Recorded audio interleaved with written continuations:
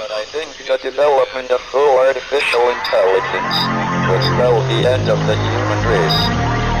It's a flying object, and we don't know what it is. I would hope somebody is checking it out. It was a rocket or whatever, but incredibly fast, opposite direction. It was too fast to be an airplane. I'm glad the Pentagon is looking at this, because if it poses a threat, I want them on top of it. Well, the craft generates its own gravitational field. So you said there's lights in the sky? The internet has become the command center for criminals and terrorists. 911, what's your emergency? I need help, please help me! Aliens won't let it happen. That's what we're instructed to say. Roswell, Area 51. Alien kept deep under the ground. 1, 0,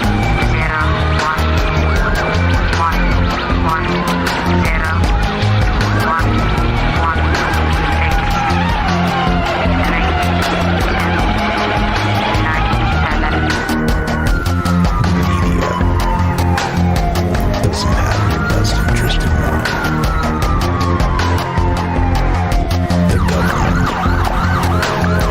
self-serving.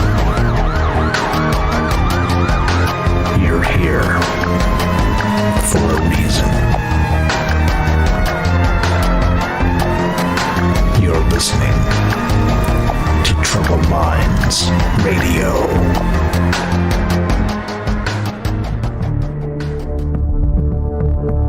Broadcasting live from a secret bunker just off the extraterrestrial highway. Somewhere in the desert sands outside of Las Vegas. From somewhere in space-time, loosely labeled Generation X on planet Earth.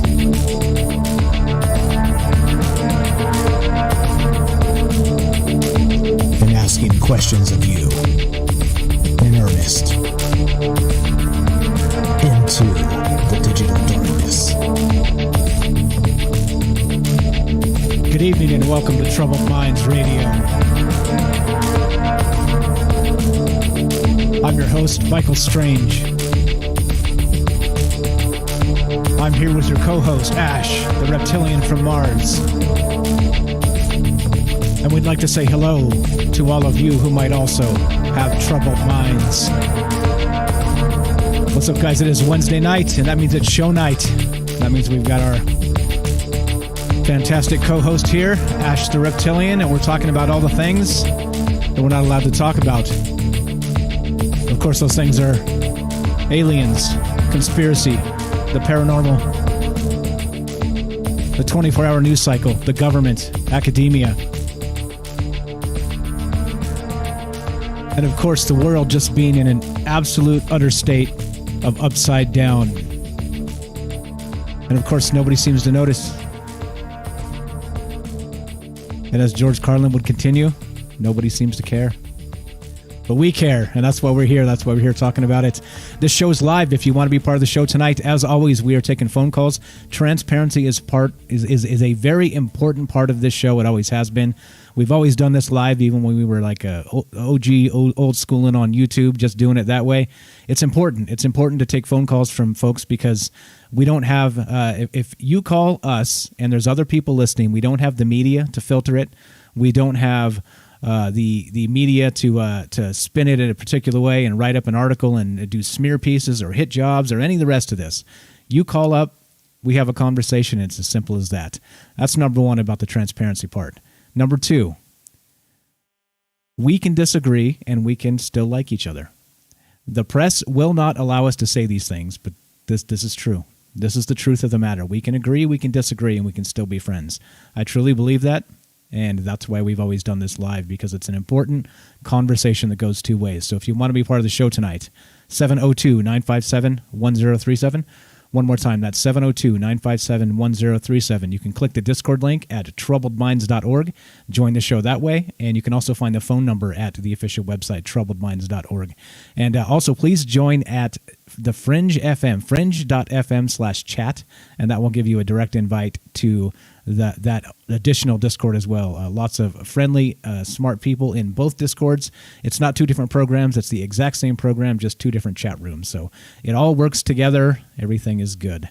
Let's say hi to Ash. Are you there, buddy? Ash, the reptilian from Mars. Earth to Mars. Earth to Mars. Are you there, buddy? Are you there, buddy? Let's see. I don't hear. I think we're technical difficulties. Okay. All right. Let's see. Let me check and make sure we're not. It looks like we're muted here. I think he's muted. Anyway, all right. He's going to get it going when we get it going. All right. Tonight, as we wait for Ash to broadcast in from Mars, what we're talking about is lots of things. As always, these conversations, when you start them, they may seem obvious and they may seem linear sometimes, and they may seem like, okay, well, what's your point? However, as these things unravel and you start to add some sources and you start to get some takes from smart people that call in, and you start to understand maybe everything out there is not so linear as it would seem. And I guess that's part of the Upside Down and part of the rest of this, and why we do it this way.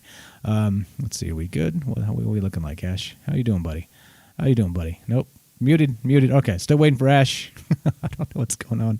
All right, but anyway, all that aside, one more time, if you want to be part of the show tonight, at any time, 702-957-1037. That's 702-957-1037. Again, I'm Mike. I'm here with Ash when he eventually tunes in. And we've got the Discord as well. If you wanted to go to troubleminds.org, give us a call, click the Discord link. All right. So, tonight, I started looking into some of the things. As always, I start looking into some of these shows, some of these show ideas. Like, okay, what can we talk about? What can we talk about that we haven't actually done yet? And we talk about all kinds of things, right? You talk about aliens, like I said, conspiracy. You talk about the paranormal. We've talked about ghosts and poltergeists and you name it, like up and down the list, left, right, sideways, whatever. Like we've covered an unbelievable amount of things. And by the way, I've learned an unbelievable amount of things kind of looking into these things and talking about them as far as mythology goes and history and the esotericism and all the rest of this, right? Like there's an unbelievable amount of information out there that's worth looking into. And so tonight,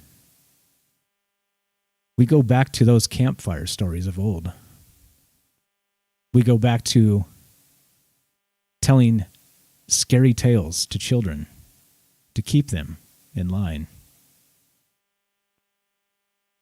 And we go back to an entity generically known as the Boogeyman. And now what that means, it depends on who you ask, because of course, the Boogeyman is ubiquitous over many cultures. East and West, old and new. They've been talking about this particular entity for a very long time. And while there are different iterations of this particular entity, some of you may want to call this a demon or, well, I don't know, even an alien, maybe abducting people, abducting children. Maybe you might want to call this a spirit of sorts, or maybe just the madness in the dark hearts of man. Again, right? Definitions can be not so linear sometimes. Maybe these entities can be manifested through that dark heart of mankind. And that's really what we're here talking about tonight. So you may be surprised at some of the things that we have on deck as far as the Boogeyman goes, but that's what we're talking about. And not just again in the Western world. There are many boogeymen the world over, and they all have one thing in common, and they're after your children. Now, as terrifying as that might sound, of course, to a child, very much as Santa Claus is a happy thought of the Christmas spirit that brings joy into a cold winter night, the Boogeyman is kind of the opposite, is it not? Strike fear into the heart of children. And I think the odd part is, like, thinking about this now, as an adult, not hearing it from somebody trying to scare me, is that as terrified as you might have been as a child, learning and hearing about this thing, the boogeyman in particular, I think it's more terrifying as a parent to imagine your child being snatched away by some hand of evil. Odd how things change when you grow up, huh? Ash to Mars. Are you there, buddy? I am here. Welcome. I'm lurking in the shadows. All right. We our uplink to Mars has been achieved. Welcome to the show, my friend. How are you tonight? Good. I had a little bit of technical difficulties, but from what I understand, those aren't too unfamiliar to you. No, correct. No. Solid years booked of technical difficulties. So yeah, no problem with that. Glad you could make it. So I don't know if you caught any of the rest of that, but why don't you say hi? Why don't you start? We did the whole deal. The call in 702-957 started with the whole boogeyman shtick. Anything you want to chip in here before we get going? I don't know if you heard any of it, but I hate to steamroll you and leave you hanging while we're trying to transmit to Mars here. No, you're doing great. As always, hello everyone. This is Ash. I'm a reptilian from Mars. I have a YouTube channel. Check me out. You can find me on YouTube, obviously, and check out my videos. I talk about everything from aliens to conspiracy to aliens to false flags to aliens. That's kind of what we talk about over there. So if you're curious, if you're a troubled mind, and you're curious about your world that you live in, so am I. Let's figure it out together. So join me over there on the YouTube channel. Yeah, the boogeyman, man. Oh, how when you're around the campfire and it's burning and you're eating some s'mores and you're telling each other scary stories. There's something primal about it, right? It reaches into you and it pulls out that fear that's baked into you since the generation of biology, like that cat versus mouse. I mean, we live in a world full of monsters that will eat you alive. Reality is pretty gnarly if you think about it. Like, if you go in the Sahara and you walk around long enough, something's going to eat you alive. And yeah, we live in a world full of monsters, and before the camera, I guess we also felt like we lived in a world of magic and mystery. And I would still say that that's the case, that we don't really understand our reality, and so all these legends and things, like, who's to say that there isn't a droplet of truth on the other end? You could be confident and say, "Oh, that's all, malarkey." Malarkey. That's a good word. Until you're in that cave by yourself and you hear that noise. You know what I'm saying? Until you're in that situation, then all of a sudden it gets real for you. So, yeah, crazy. Yeah. Well, welcome to the darkness. 702 if you guys want to be part of the show tonight. How about this? This is the question. I'm going to pose a couple of questions to you as we start. Was the boogeyman a part of your culture growing up? Just meaning, and I just mean kind of like your particular family unit in your particular neighborhood. Did your friends talk about it? Did your parents try and spook you with it? Did your older brother or older sister, the jerks that they are, try and make you scared of these things? Or is this one of those stories you heard kind of after the fact, like from a guy like me talking about it, right? You're like, what the heck is this boogeyman business? What is all this going on? Just kind of curious. And also, so with that, when was the first time you heard of the boogeyman? Was it a long time ago when you were a child, or was it more recently?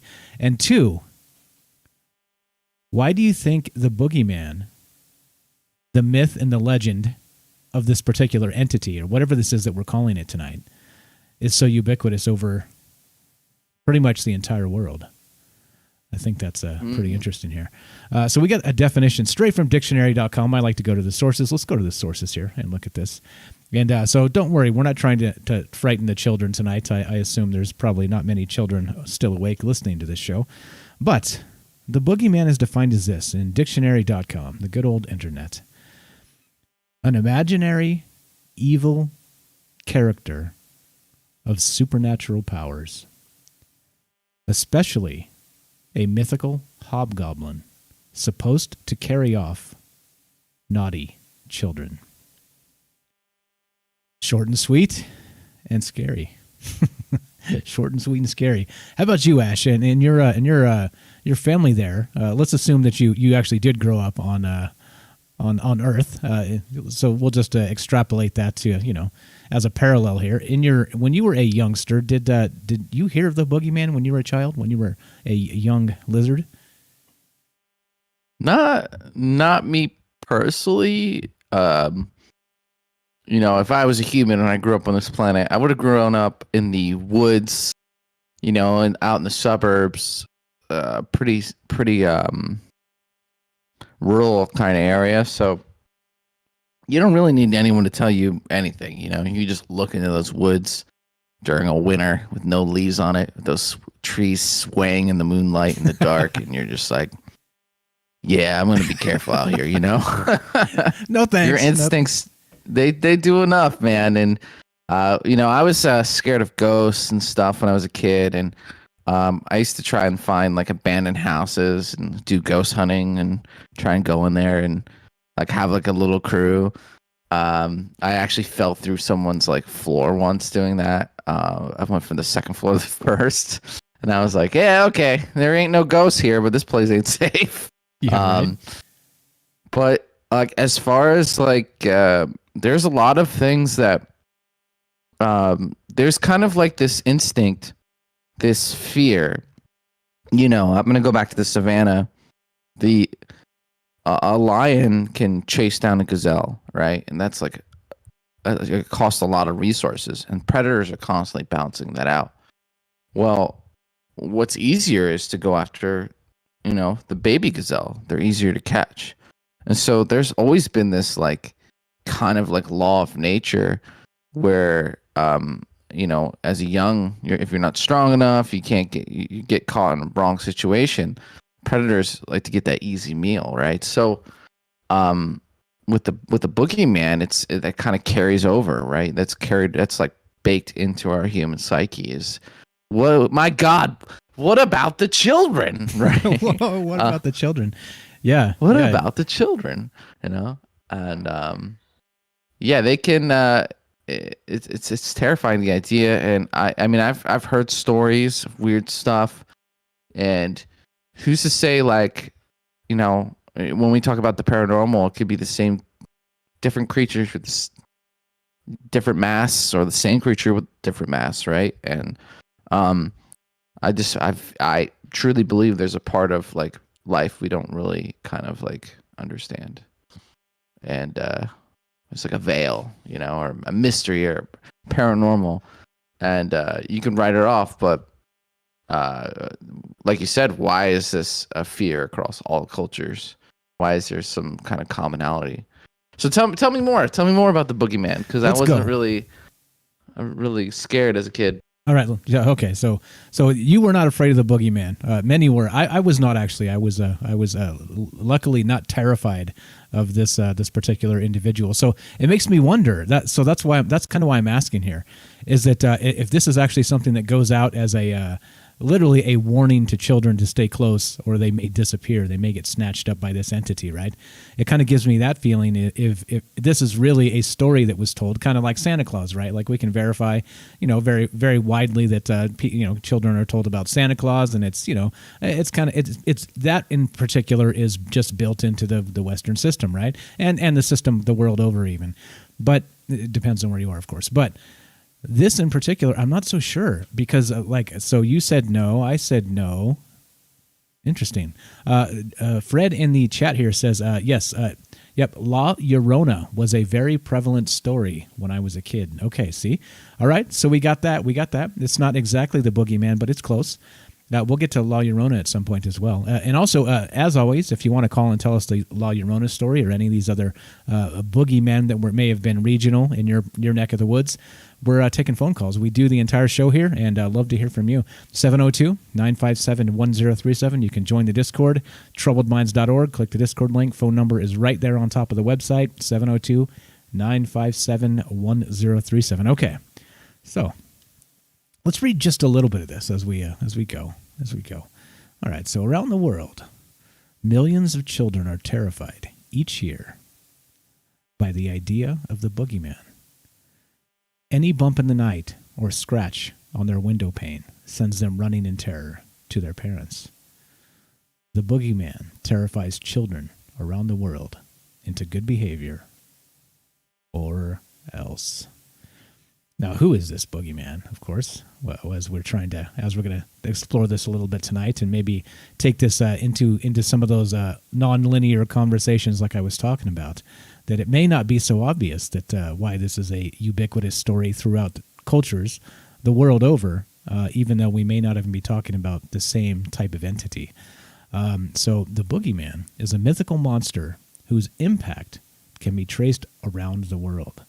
One of the first references to this legendary creature was found in the 1500s, though it is suspected that the boogeyman has existed much longer than this. And this is from mythology.net, fantastic website. Lots of this good stuff when you start digging into some of the old mythologies of what's going on with these entities, right? Whatever they happen to be. I'm not sure where they've been cataloged other than maybe parts of stories here and there type of situation, but thank goodness for the internet, I'll tell you that. So at least while we have it, let's say. Okay, this continues. Just a quick little blurb here on this, and then we'll take a quick break and we'll come back and continue talking about this. So it is thought that the boogeyman was originally a reference for mischievous creatures called hobgoblins. Throughout much of Europe, hobgoblins are actually quite friendly, or limited to lighthearted pranks. But there are tales of hobgoblins who were much more vile in nature. These creatures were said to torment humans, sometimes to the point of frightening a person to death. Regardless of how the boogeyman came to be, he exists as one of the most well-known and feared creatures of all time. There are hundreds of names for the boogeyman around the world, each with their own interesting twist. Because the boogeyman has such a large global impact, it is difficult to determine which country told the first tales of this monster. One thing is for certain. The boogeyman loves to lurk in the shadows of the night, and its main victims are disobedient children who don't listen to their parents. All right, that's what's on deck tonight. So that's that lays the foundation of where we're starting and where we're headed. But again, what does this boogeyman situation mean to you? Is this again, like a kind of a belly laugh and just whatever? This is just old kids' tales. What are you talking about this? Or do you think there's something a little more sinister with maybe, I don't know, demonology, with maybe alien abduction, with maybe, I'm not quite so sure. There's a lot here to get into, which we're going to talk about a little bit of this as we go. But yeah. So, as always, we'd like to hear from you tonight. This is an open forum. Love to hear your stories. Have you seen anything that may have resembled the boogeyman in whatever form or capacity that may be? Love to hear it from you. 702-957-1037. One more time. That's 702-957-1037. This is Troubled Minds. I'm Mike. I'm here with Ash. We're talking about things that go bump in the night. Hang tight, and we will be right back. You're listening to Troubled Minds on the Fringe FM. Streaming on Facebook, YouTube, and DLive. Hang in there. See you in just a minute.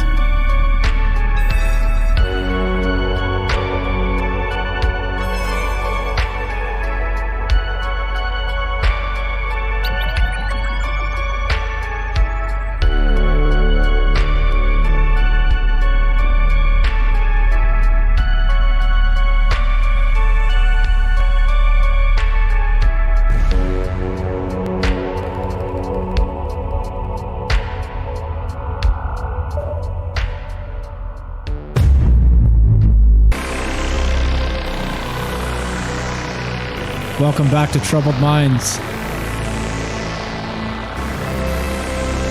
We're streaming live on Facebook, YouTube, D-Live.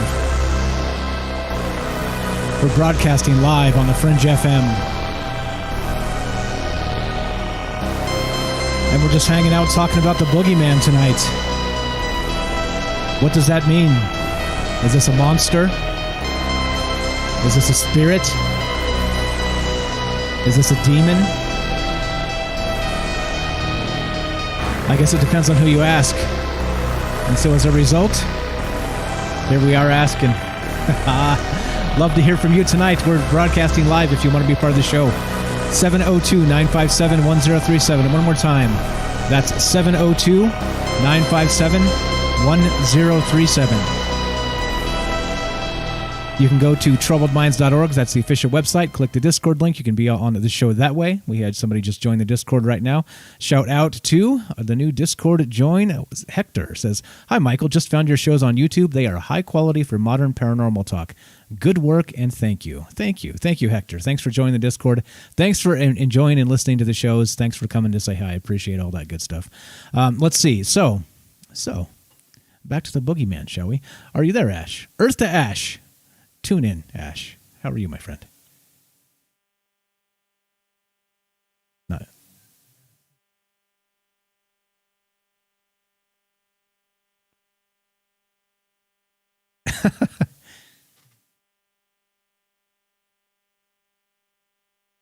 Oh. I know what you're talking about. The walnut sauce. We can say that, right? Probably not. You can't say anything. You can't. There you go. We just got flagged. But yeah, okay. So it kind of goes back. Go ahead. I know what you're about to say. So I've dodged that. I prefer, but kind of tell the story around it a little bit. Wait. Hold on one sec. Hold that thought, please. Sound check 1 2. Can I'm hearing out there in the chat that we can't hear Ash. Is that true? Because that should not be true. That seems broken. All right. Sorry, go ahead. Go ahead. 3. You're good. I think you're good. I didn't switch. You're good. That was my bad. You're good. Okay. We heard you on the radio, okay. not on the stream. Wrong button. Carry on, my good sir. Sorry. No, it's excellent. No, it's fine. So, we hear all these rumors and all these things, but is there something is there truth? Are these just stories to scare children, or is there some sort of nugget of truth behind it? And the more we kind of wake up and become more aware of stuff and start putting two and two together, and the more the system tries to kind of put us back to sleep. And so is there something nefarious living among us? Is there something living alongside humans? Are we safe? Are these legends, are they more true than what we would say today? And I have a suspicion, and I have some stuff to share. I'll share it later. But just a good comment, and maybe all this stuff that you guys think is just fairy tales and scary stories, maybe it's even scarier than what you think. It's sorry to bring the bad news, guys. This might be worse than you think. Wait, you still can't hear Ash, or you can hear Ash? Can you say something, Ash? Hi, everyone out there. How are you guys doing tonight? Can you hear me? No, you should be going. Let's see. Is anybody out there? Okay, we have mixed reviews. Some people saying you can hear Ash. Some people saying you can't. You look like you're going live on the radio. One more time. Say something one more time. I'm doing a quick sound check again. Oh, they saying they can now. There you are, Ash. Hello. Okay. All right. Awesome. Okay. Thank you. All right. Anyway, hi, everyone. Sorry about that. All right, back to the Boogeyman. It's weird. All right. Now we again, live shows, you got to love it. You push the wrong button, everything goes to hell. But we're back. Okay, here we go. So the good news is the Boogeyman.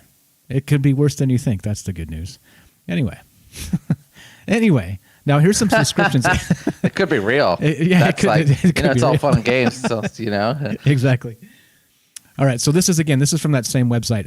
Actually, I got some clips we can play where they kind of describe this a little bit better than me. So let's do that. Let's just play a couple of these and kind of catch this up on what this actually is and where some of these things actually come from. So here we go. The Boogeyman myth. Here's part 1. This is from a fantastic website. Please check this out. I will link this as always. This is from the Grim Dark Narrator. The Grim Dark Narrator. I'm gonna link it, and please go check this guy's channel out because he's absolutely amazing on YouTube. You'll hear some of his his narration in just a moment here, and he clearly is doing this on purpose to be scary. But here we go, linking this over so you guys can see what I'm talking about as we play this clip. Part 1, the Boogeyman mythology action. The Boogeyman is a mythical monster, the impact of whom can be traced across the globe. One of the first references to this legendary creature is thought to be around the 1500s, though it is suspected that the Boogeyman has existed long before that. It is thought that the Boogeyman was originally a reference for mischievous creatures known as hobgoblins. Throughout much of Europe, these hobgoblins were actually quite friendly or limited to light-hearted pranks, but there are stories of hobgoblins which are more vile in nature. The creatures were said to torment the humans, sometimes to the point of frightening them to death. Regardless of how the Boogeyman came into existence, they exist as one of the most well-known and feared creatures of all time. There are hundreds of names of the Boogeyman around the world, each one with its own interesting twist. Because the Boogeyman has such a large global impact, it is difficult to determine which country told the first tales of the monster. But one thing is for certain. The Boogeyman do love to lurk in the shadows of the night, and their many victims are the disobedient children who don't listen to their parents. Descriptions of the Boogeyman can vary wildly from country to country and culture to culture. Interestingly, almost all of these do share some traits too. The majority of Boogeymen are some kind of spirit or entity that terrorize naughty children at night. They can strike for any number of reasons, ranging from anger towards children who leave dirty things hanging around, or children who stayed up past their bedtime. Many Boogeymen are said to have long nails or claws that they use to scratch against window panes in the middle of the night. There are also stories of Boogeymen who have terrifying eyes that haunt children who venture outside after dark. Okay, so there we go. We got a couple of those to play just to catch it up to kind of set the stage of where we're headed with this, meaning that the Boogeyman is all over the world. And we got some good takes in chat here where, let's see, Tamron says, I think the Boogeyman is a general term for something sinister in the dark at bedtime. So it's more of like a mythology of maybe a bunch of things combined together is kind of what you're saying. Where meaning that it could be that demon, it could be that monster, it could be that terrifying, just evil-hearted person that snatches children in the dark type of thing. So it's kind of an amalgamation of all those things into one. Fantastic take. Let's see. Richard says the most feared creatures of all time. Oh, geez. I'm not reading the rest of that. That was funny, though. That was funny, though. Okay, anyway, as you know, we're streaming live on YouTube, streaming live on DLive, streaming live on Facebook, reading the chat, looking to hear from you guys. What do you think? Did you? When was the first time you heard of the Boogeyman? Was it as a child? And were you terrified of this thing? And like Tamron said, do you think it's a sort of a combination of different terrifying mythologies that kind of maybe all found their way into one and they're named this way? Because, of course, we're going to play a couple more clips here, and you'll see that they are from all over the world. All over the world. So crazy stuff. What's up, Sherry? I see you there in the chat. If you want to be part of the show tonight, you know what to do. 702-957-1037. We are live. We always do this live. Love to hear from you. What do you think about this? 702-957-1037. Click the Discord link at troubledminds.org. Join the show. All right, what do you think about that take, Ash? That maybe the Boogeyman is kind of a combination of a bunch of things into one particular name, maybe one demon, one something, one whatever. Well, what I found interesting is that they rattled off a list of children doing naughty things, and it's like one of them was like staying up past their bedtime.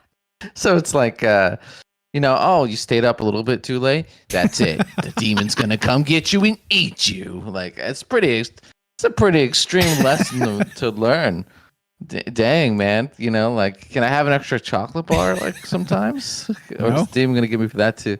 No. Nope. But, it's... apparently not. So, it's kind of wild that, parents all over the world use the fear to keep their kids in line, of this monster. But it is interesting that there's this monster, this monster narrative, this story all over across all these cultures, and you got to wonder: is it like, is it that this story was developed before we kind of spread? You know, we were all kind of one tribe.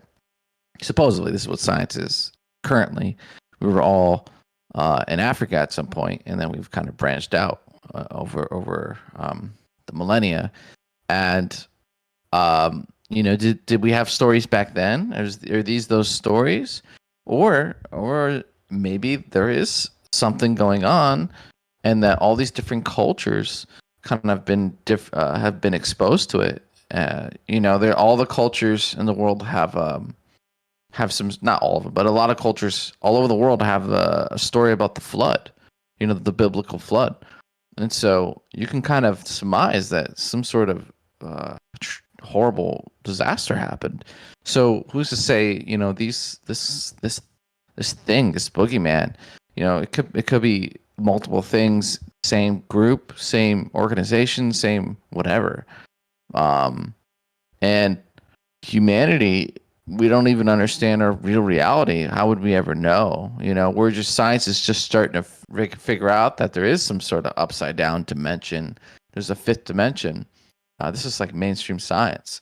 So you're in the right place. Hide in there. We just talked about that last night, matter of fact. And oddly enough, I don't know if you caught the back half of that show, Ash. We had Game Vet 03. He's out there on the road probably right now. He's a truck driver listening to us. What's up? Shout out to Game Vet. He called and said he saw some terrifying cryptid type looking things on the side of the road one day. So being a truck driver, he's out there all the time. So he gets a dash cam photographs or video of actual UFOs. They're on his channel. Check it out, guys. Game Vet 02. Check him out. He's got actual footage of some of this stuff. You may be shocked. And he said he's seen these things. And, maybe not the boogeyman, but definitely things out there that don't match anything he's heard of in nature. So, yeah, definitely there should be something to this. Let's play another clip just real fast. And regarding the boogeyman, here we go. This is from, again, from the channel. This is from Grimdark Narrator. And somebody said he reminds me of Michio Kaku. And I think you're right. I think that's where I was missing. It totally sounds like him. All right, so here we go. Part 2. This is from the Grimdark Narrator talking about the boogeyman and that mythology. Here we go. Part 2, action. Some boogeymen are said to have horns or look like an animal, while others are told to be evil humanoids or witches. In the United Kingdom, it is thought that the boogeyman might have originally been a description of the so-called Bogeyman. These bogeymen were responsible for picking up the dead, especially when the Black Plague was devastating Europe. Because of this contact with the dead, they were often very sick themselves, and had skeleton-like figures and sunken eyes. Other boogeymen are said to be incorporeal, said to have no figure or the ability to shapeshift. They can appear as the tree limbs scratching against your window, or simply present themselves as a terrifying shadow lurking beneath the bed. Maybe one of the most interesting features of the boogeyman is its ability to exist in the folklore of hundreds of countries and hundreds of cultures while having very few physical similarities. The boogeyman's ability to blend and adapt to many cultures led many to think that the boogeyman is a kind of spirit. While very mysterious, the boogeyman is best understood through its motivation. It is mainly fixated on children, though there are some myths in some countries that suggest the boogeyman will seek out anyone who is guilty of wrongdoing. Regardless of what age group a particular boogeyman goes after, it seems to be a common theme that they will not attack those who are considered to be AirTags good or righteous. There are many variations on why the boogeyman preys on the victims. Most versions of the boogeyman will come after children if they've been naughty or disobeyed their parents in some way. Or stay up too late. But yeah, okay. All right. So you get here, right? So it seems to be, it is one of those situations where it is all over the place. And it could be many things, right? It could be that frightening person, the stranger, right? The stranger danger, right? It could be It could be those shadows that people see. They call them shadow people, right? It could be like there's so many things that this whatever this terrifying kind of generic entity from culture to culture. Of course, they have more specific names, but this generic term, the boogeyman, is it could be just like Tamron said. I can kind of buy that it's some sort of combination of all those things put into one big batch of scare the children. Definitely terrifying. Anything on that there, Ash? I know you heard that because I got the audio working. How about that? Nice. You got all the bells and whistles tonight, Mike. I like it. Yeah. Yeah, like this upside down. There could, so most of the universe is actually undetermined or misunderstood because we have something called dark energy and dark matter, which is basically there's like. I think it was like 96% of the universe is dark matter, meaning that there's like this material basically that won't interact with our material. Like when a dark galaxy will literally move right through a regular one, and they won't interact at all. So there's a lot to like we don't really know, and so there could be this ether where there's all sorts of beings and monsters and all kinds of stuff, and we wouldn't really know, and they could pop in. And I'm gonna bring this back to aliens a lot because I feel like aliens and all this stuff is kind of like it's all the kind of same thing. Just because you can get from one planet to another, it's like, okay, you're an alien, but if you have that technology, you have access to these kind of realms. Potentially scientifically, you would understand this and be able to traverse these things.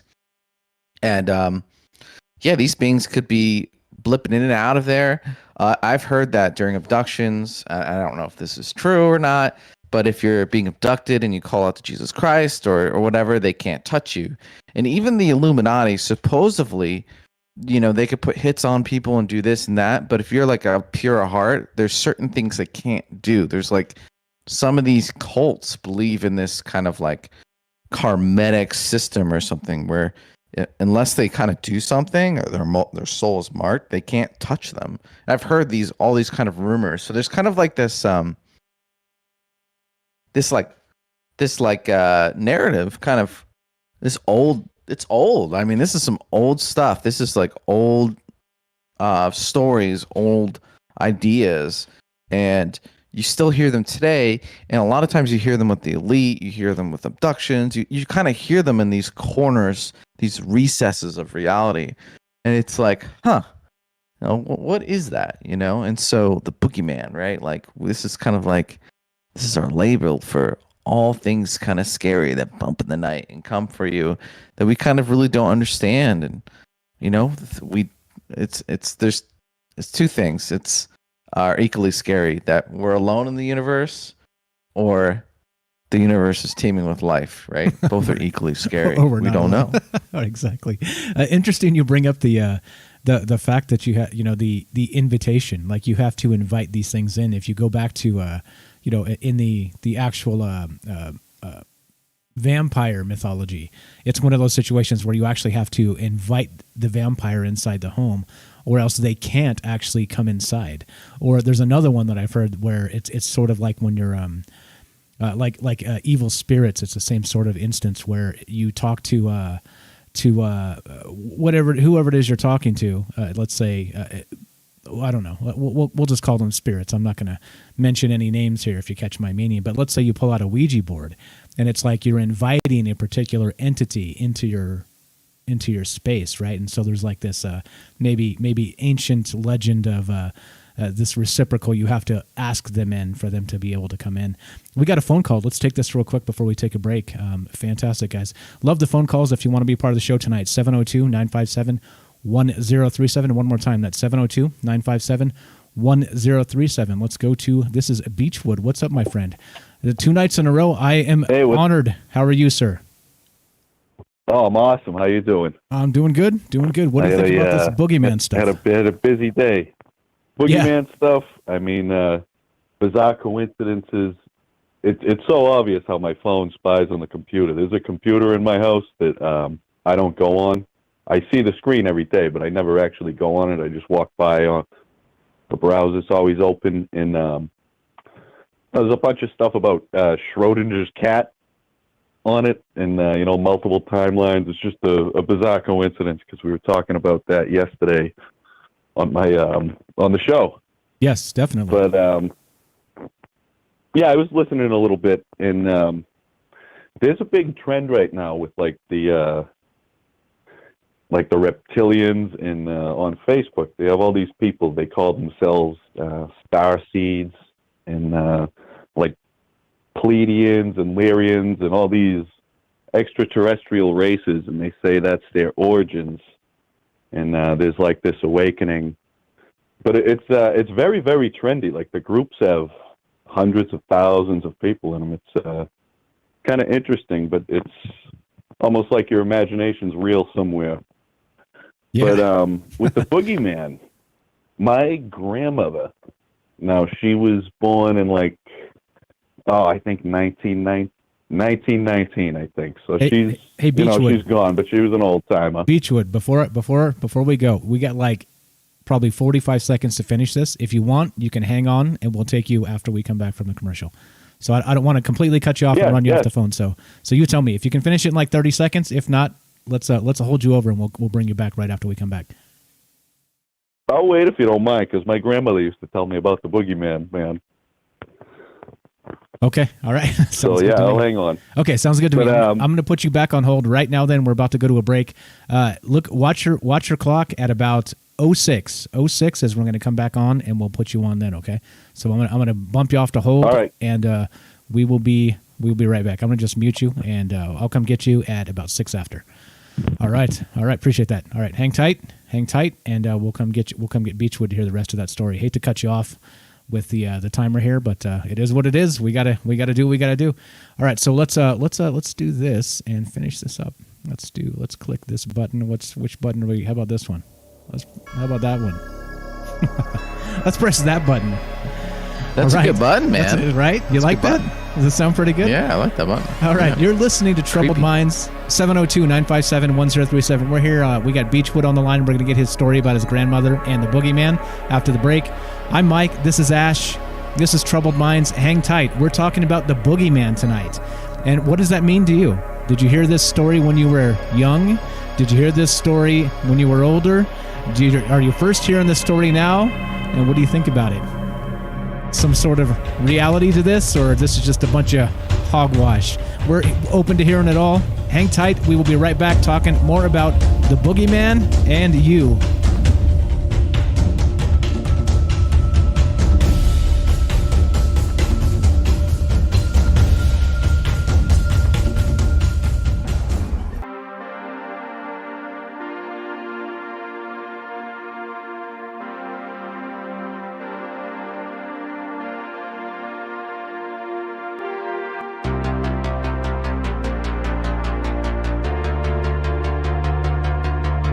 Welcome back to Troubled Minds.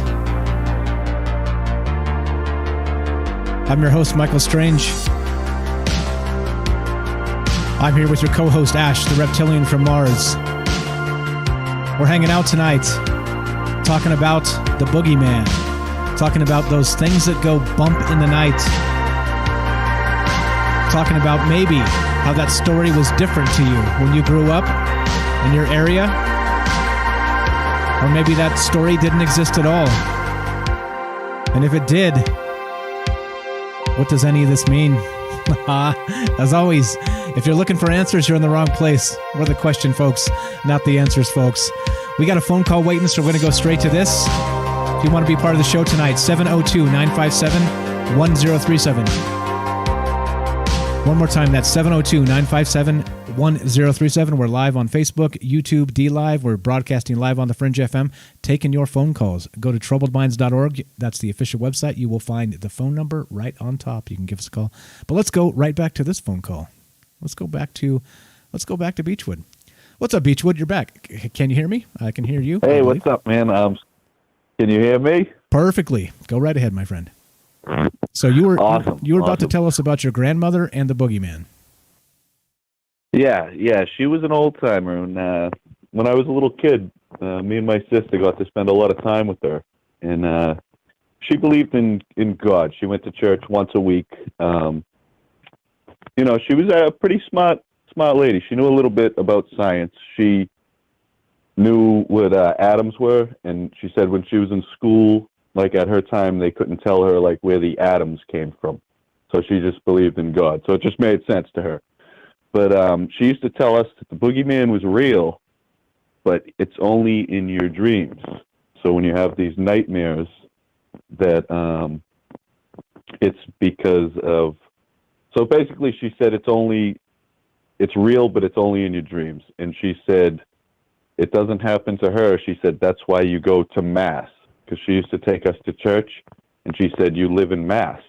You're Mass, and that world where the boogeyman isn't real. There's no Mass there.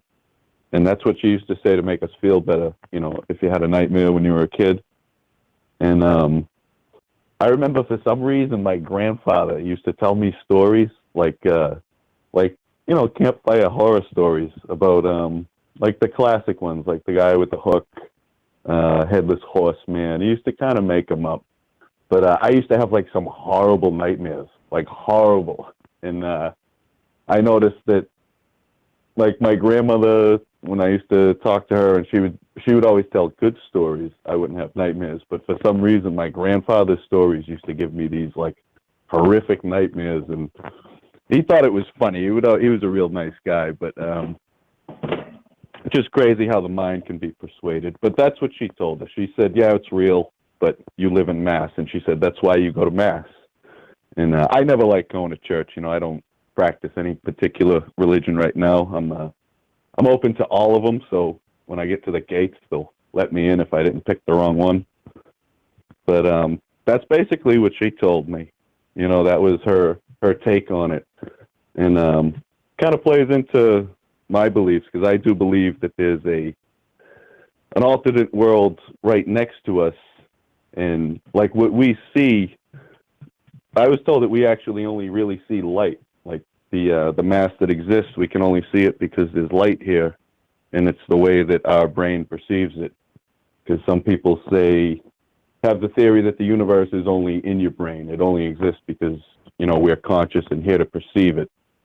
And I haven't, you know, made up a decision on what it is. But that's a pretty deep thought, dude. That's deep philosophy right there. That's good stuff. You know, and so I think oddly enough, right? We have wisdom of the ages.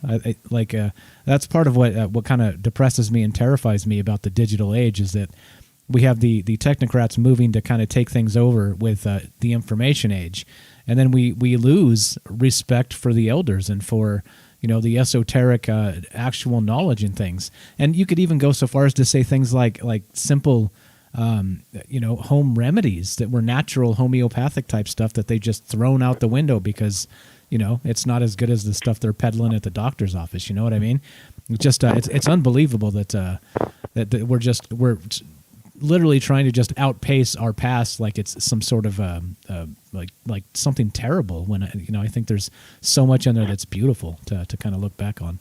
I think that's 100% true. And I was thinking, you know, like I think a lot of hypothetical things. I think a lot of people do because it's human nature. But I was thinking, hypothetically, if you took someone from like ancient Egypt that allegedly worked on a pyramid and did the math, and you put them in today's like top college course, like how would they fare? Do you think they would do well, or would they like not be capable? I think they would excel. I think they would, you know, catch on real quick.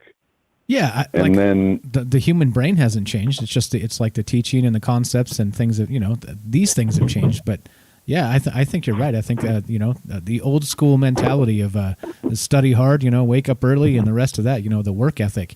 There's something to be said for that, which you know, slanging on YouTube absolutely. And watching Netflix, and yeah, it kind of doesn't. Okay, we got to keep on moving, bro. But a final thought while I got you on the phone. Yeah, I wonder why people from opposite ends of the Earth, you know, through history, kind of come up with the same. You know, stories, the same mythical creatures. We know for a fact that people built their cultures with the same tools. without ever meeting each other. The first primitive tools were things like hammers, spears, simple stuff, but they were the same, and they were on, complete opposite ends. So I just want to know where it comes from, how we're all connected. Yeah. But the boogeyman, just be good, and the boogeyman won't come into your dreams like that. Like he said, I think, what was it, the reptilian, that some people have this mark on them that can't be touched by demons. I suppose that could be true. But, that's all. I appreciate it. Beechwood from Massachusetts, I thank you so much for the call, my friend. No problem, my friend. Hopefully some more fruitcakes call in like me. you're totally I'll talk to you later. All right? Totally not a fruitcake. Have a great night, man. Thanks a lot. Thanks for the call. There you go. If you guys want to be part of the show tonight, we're talking about the boogeyman. And I know it sounds a little bit backwards, a little bit different, a little bit like WTF is all this. You smack your forehead, shake your head. What are these guys talking about? But hold on, though, right? So many stories, even stories rooted in fiction, as you may believe is fiction, by the way, they have a basis in reality. And so it kind of makes me wonder, right? I mean, if you listen to lots of people that talk about these things, about maybe summoning demons or witchcraft or like these types of things. Like I said, maybe the vampires, when they have to have permission to come inside your house, right? Kind of these old customs that may or may not be true, but they've definitely been bandied about as old wisdom. And maybe that does fly for the spirits here. I don't know. What do you think there, Ash? We're going to get to Stephen Greer in just a sec. But what do you think about all that, what he was saying? He said that his grandmother told him that they only can hurt you in your dreams. That sounds a little bit Freddy Krueger-ish, eh? Yeah, that's kind of scary, because they say, Joe Rogan, with the Joe Rogan show, DMT was like the rage for a while, and DMT is basically a chemical your brain produces where you kind of like blast off to another realm, and it's similar to what you do in your dreams. And in your dreams, you have all these crazy dreams, and they say that you go somewhere else. Your soul, you go somewhere else. Maybe you live another life. Maybe you're on the other side of the planet. And you wake up and you run your day, or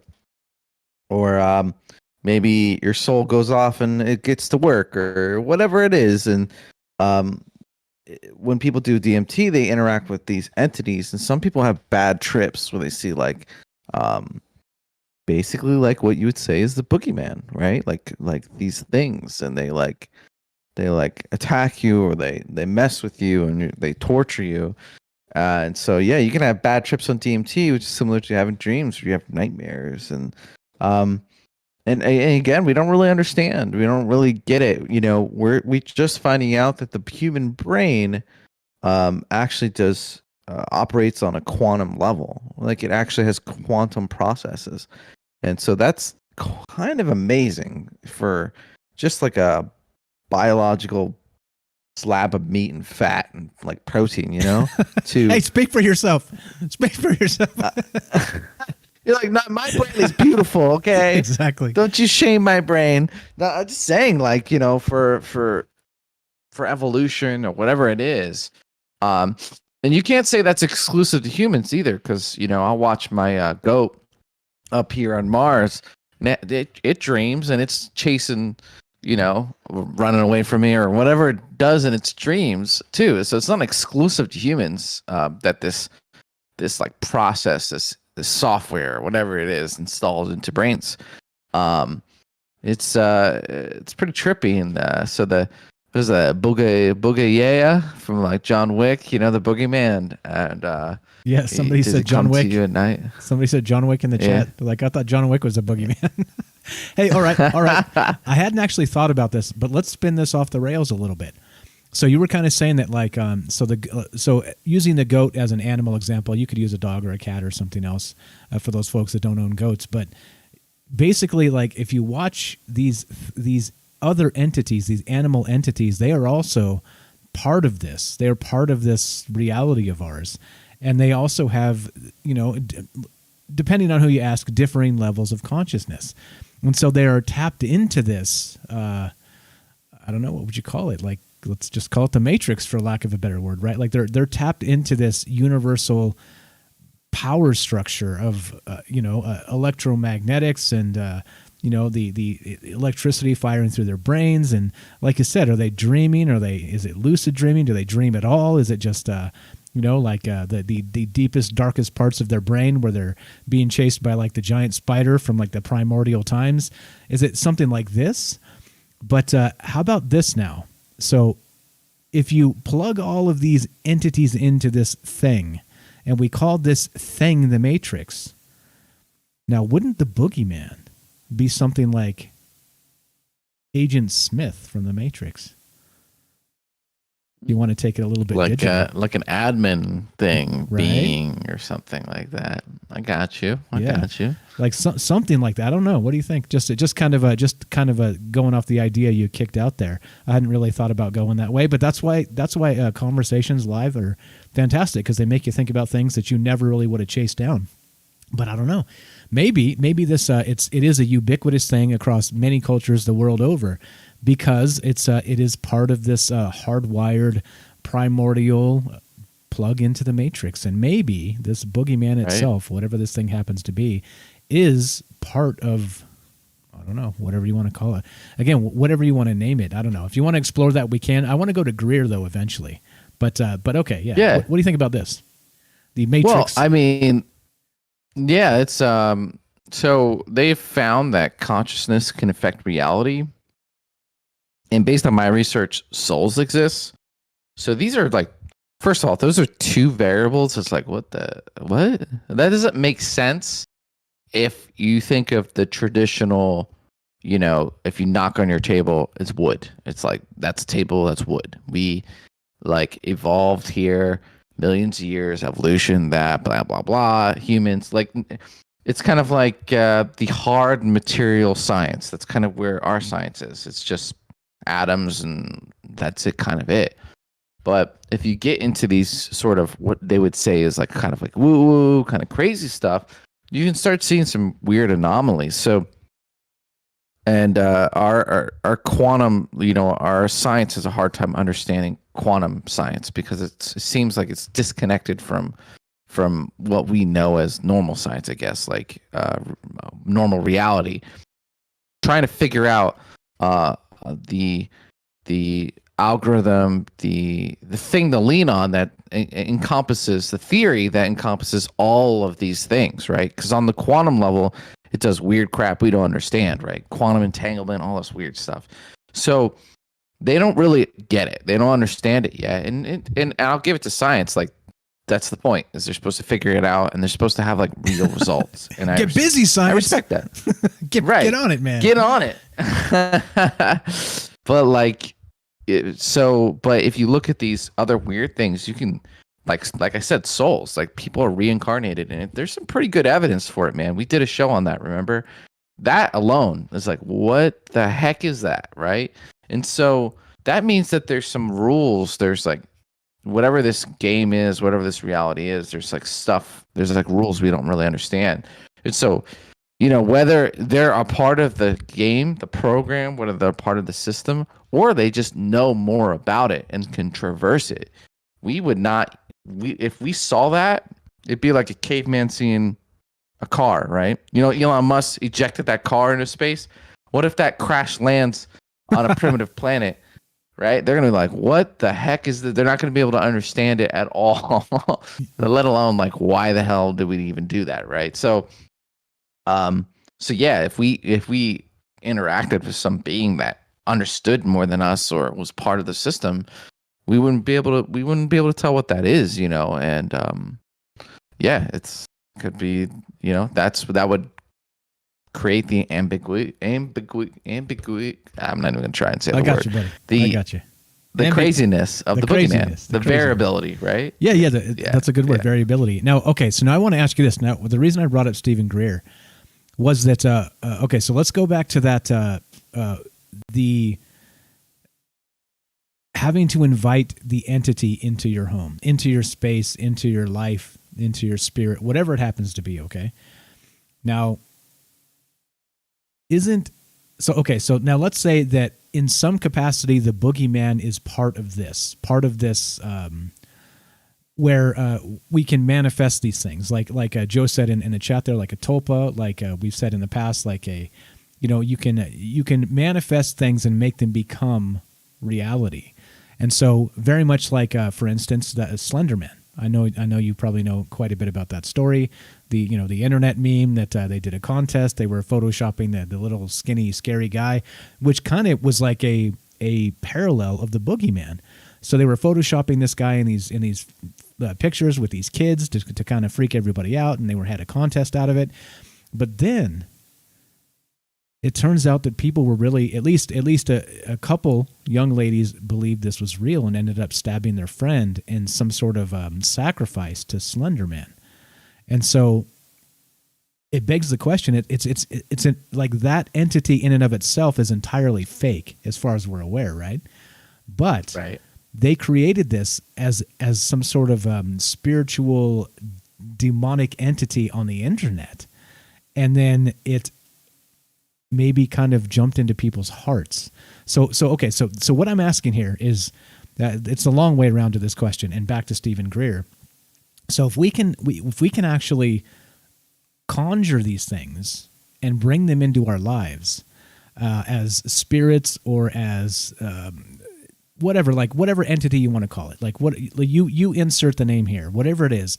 But if you're actually inviting them in, like with a Ouija board, like this type of thing, you're inviting these things into your life. What kind of parallel, like I can't help but think, as Stephen Greer is summoning CE5 experiences, lights in the sky by meditating, is there some sort of correlation there to maybe boogeymen in the sky? You catch my feeling here? Let's talk about Greer for a sec. What do you think about that? Well, you mentioned you're talking about the Slender Man where the two girls like went crazy and like stabbed people because of Slender Man, even though Slender Man was like not real. Basically, like it was just like a story on the internet that kind of caught fire. But it's like with manifesting, like are we all souls participating in a dream? Are we all contributing to what is reality? Are we all deciding what reality is? The elites, like a lot of these cults, they believe in symbolism and whatever, and that you know, if you looked at the and I'll come right back to it. I'm just going off for a second. Super Bowl. I watched the Super Bowl halftime with the Weeknd. I love his music, but I'm very wary of it. They're doing all this stuff, and I'm like, holy crap! There's so much symbolism here. I don't know what's going on, but I had to be like, I reject this, because like a lot of the people who own Hollywood, we've covered this in the witch story before. In the witch episode, they're kind of like mystics. They like, they basically use your power of manifestation, and you contribute toward it, right? So with these beings, it's kind of like, is it a chicken and egg thing, right? Do these beings exist, and we're connecting with them in the ether and pulling them toward us? You know, is it like Stranger Things where they keep messing around and eventually what do you know the name of it? What's the creature? The Demogorgon. The Demogorgon. You keep messing around with that Ouija board. You keep messing around with dimensions. You're gonna get the Demogorgon, right? This is how you get ants. You know, that's how you get ants. It's how you get the Demogorgon. Or is it that we are actually, there's this like ethereal like video game realm on top of reality, and we literally manifest these things, and that, you know, through whispers, through tales, and then through, you know, when a kid's scared in his bed and he's thinking about this creature, and then it starts to gain power in this realm, and then slowly but surely. And it's interesting, like, because consciousness has an effect. Literally, that I don't want to get into it, it's too long, but basically, literally did experiments where, the slit experiment, they could affect it with consciousness, and it was like anywhere on the planet, like the range was not a variable, so they could change the experiment with their consciousness, have an effect on it, and they could be in Australia, China, it didn't matter. So it's really interesting, and I really think that if science kind of like starts really diving into that, they can make a lot of progress really fast. And I suspect that some do, like the government has secret programs and stuff. So, and then we got Stephen Greer. He's out in the woods. You got to pay him $10,000 to go stand on a log while he shines lights at the thing and meditates. And this is not a new thing. There was a guy on the news who said he could meditate and summon. Do you remember this? Have you seen this thing? This guy. There's this guy. It's like really crappy quality, but they were like kind of making fun of him. He's like, yeah, I could summon like UFOs and stuff. And they're like, yeah, and they're doing it. And then he starts doing it, and they're like, holy crap! And they're looking around, and there's all these like little white spheres in the sky. And they're like, holy crap! And you can hear them. They're like, wait, what the heck? This is real? And he was summoning these UFOs. So like, I mean, whatever Stephen Greer's doing, he's just copying that guy to some degree. Nothing new under the sun. All right, we're going to take this phone call real fast, and I'm going to see if he wants to hang tight. Hey, what's up? You're on Troubled Minds with Mike. What's your first name? Where are you calling from? Hey, Mike, this is Game Vet. Hey, Game Vet, we got to take a break literally right now. Can you hang on for like 5 minutes? Yeah, that's fine. Okay, I'm going to put you on mute. We'll be right back to get you in 5 minutes. You're up right after the break. Thanks, man. All right, let's do this. We got a break coming up, and what time is it? It's about the time, and we're going to do our thing. We're going to smash the button and go like this. All right, this is Troubled Minds. I'm Mike. I'm here with Ash. We're talking about the Boogeyman. It may seem a little weird, a little counterintuitive, a little bit, part of the upside down. Well, welcome to it. Those are the types of things we talk about. That's what this show is about. We're here talking about that and what it means and looking to hear from you. We got a phone call on deck right after. If you want to be part of the show, right after the break, if you want to be part of the show, 702-957-1037. One more time, 702-957-1037. Go ahead and queue up. We'll go to your calls right after the break. Hang tight.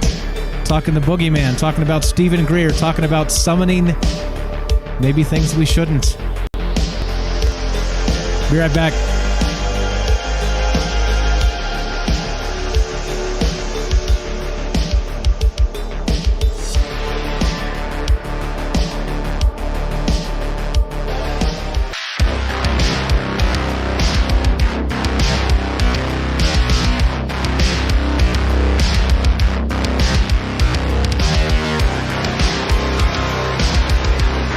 Welcome back to Troubled Minds. Streaming live on YouTube, streaming live on Facebook, streaming on D-Live, broadcasting on the Fringe FM. As always, we're taking your phone calls. Love to hear from you tonight. What do you think the Boogeyman is? It seems silly, it seems innocuous, it seems like a fable. But you think there's something more to it?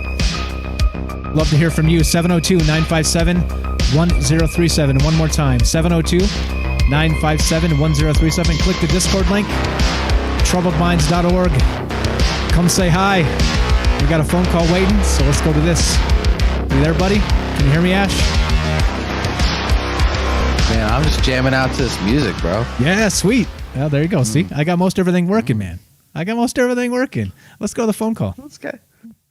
Sure, let's do it. Jam it out to the music. All right, let's do it. GameVet02, you are back on Troubled Minds with Mike and Ash. How you doing, my friend? What's on your mind? Hey, Mike and Ash, how you guys doing? Pretty good, thank you. Pretty good, man. Can you hear me? Good. Oh, man, everything's working. Definitely Great. Nice. This is awesome. You guys are awesome. So, all right, I want to make this quick. I have two comments for you. About the Boogeyman, you heard my comment. I don't know if I believe in the Boogeyman or not, but I can tell you this. I host live streams on my channel once in a while. I do have a couple ghosts in my house, and I've been trying to hunt, the ghosts. And my last live stream, I did a ghost hunt. Everything went fine. Nothing really happened. I got done with the live stream, and I smoke, so I went upstairs. I went out in the garage, and I had a cigarette after the live show, and all of a sudden, it sounded like, somebody hit the garage door. Now, this is 2 a.m. Somebody either somebody or something hit the garage door, and it sounded like claws. It first made a bang sound, and then it sounded like scratching on the garage door. So whatever questions I had on that show, whatever it was, didn't like it, because I went around inside the house and around the front door, and I went outside, and there was nothing there outside. You know. That's crazy. So that's the one comment I had for that. That's scary. Do you believe that there's that summoning type thing? Like some people say they can summon these entities or whatever. Maybe some are passive, or maybe some are aggressive or evil or whatever it is. Do you do any of that? You do Ouija boards or anything to contact spirits like that? No, I was just trying to find out who is in the house, and I found out that the one entity I have, a couple of them, the one is ghost cat, and I never thought I never believed that theory until I was talking to a couple people, and they actually said, yeah, that's an actual thing where you can have pet, or ghost pets. And I've actually felt, the bed or the blanket move, and it felt like something was laying on my leg, and doing the kneading thing, before they lay down and stuff like that. And then the one is, I believe it's my grandmother, because on her anniversary date of her year anniversary of her passing, I went down and the curio cabinet light was on after I put everybody to bed and all that stuff. That night, the light was on, just, it just turned on. But the other one, I don't know, because I've heard a voice in my head when I was downstairs. I was just about to turn on the PS4. I was just about ready to put my headset on, and all of a sudden I heard this deep voice saying, "I hear you." And it was real deep. I mean, I can't even get my voice that deep. And then after that, that's when I thought, well, hey, let's do some live shows and try to figure out who this is. And I didn't get any response, and that's when even after the last show, that's when I got that claw sound on the door. But as far as your question, I can only describe as, okay, now, I can answer you this. With Stephen Greer, I'm a huge skeptic, but I did host a live show again to do like a test CE5 show, and it's actually in one of my videos. I ask out loud, "Can you show yourselves to me?" And all of a sudden, I saw 2 flashes of white light and then 1 red light. And if you watch the video real close, you can actually see the lights. And I saw it. As I saw it, I said it in the video. And people are just in awe. And I was trying to get basically a whole worldwide live stream going on, to do this. I plan to do it again just because I couldn't believe it. I didn't think that was ever possible, that if you could just ask, all of a sudden they'd show up. And I do believe that's true, and I was the biggest skeptic about the whole situation. Okay, so what I want to do is this spring, I've invested some money into some cameras and stuff like that, and I want to retry that again. I want to do a live show, live on YouTube, and do the C5 test show again. Okay, I'm gonna go find the YouTube video, and I'm going to link that in our Discord. If you guys haven't joined the Discord, come check us out, troubledminds.org. Click the Discord link. This is GameVet02. He has a YouTube channel. So you were able to summon something using the CE5 Greer method. What do you think these things were? Do you think it was actual UFOs, or do you think it was something else? I don't believe it was planes, because there's no airport traffic in my area that night and at that time. Sorry, I'm on the road here. But cool. Yeah, there was nothing in the area at all at that time. So I couldn't tell you what exactly it was. I mean, the footage isn't that great either, because it was captured on my non-nighttime camera. It was just a regular 1080p camcorder. I did buy Psionic's camera also to record at night, and that thing works awesome at night. But that night I had the two cameras set up, plus I was holding my cell phone camera, and the only thing that caught it was that one. Okay, all right. So you actually have proof on camera that the CE5 works in some capacity. Love it, man. I appreciate the call. I'm a skeptic. I was with you. I don't know. So if you're a friend of mine and you're telling me you saw it and it's real, I'm willing to change my mind. I appreciate the call, man. Final thought while we got you on. All right, thanks, man. I'd just say break out your camera, start recording. There you go. Amen, brother. Be safe out there. Okay, we'll talk to you soon. All right, thanks, buddy. Thanks a lot, man. You too. There you go. That's okay. That's GameVet02. Check him out on YouTube, guys.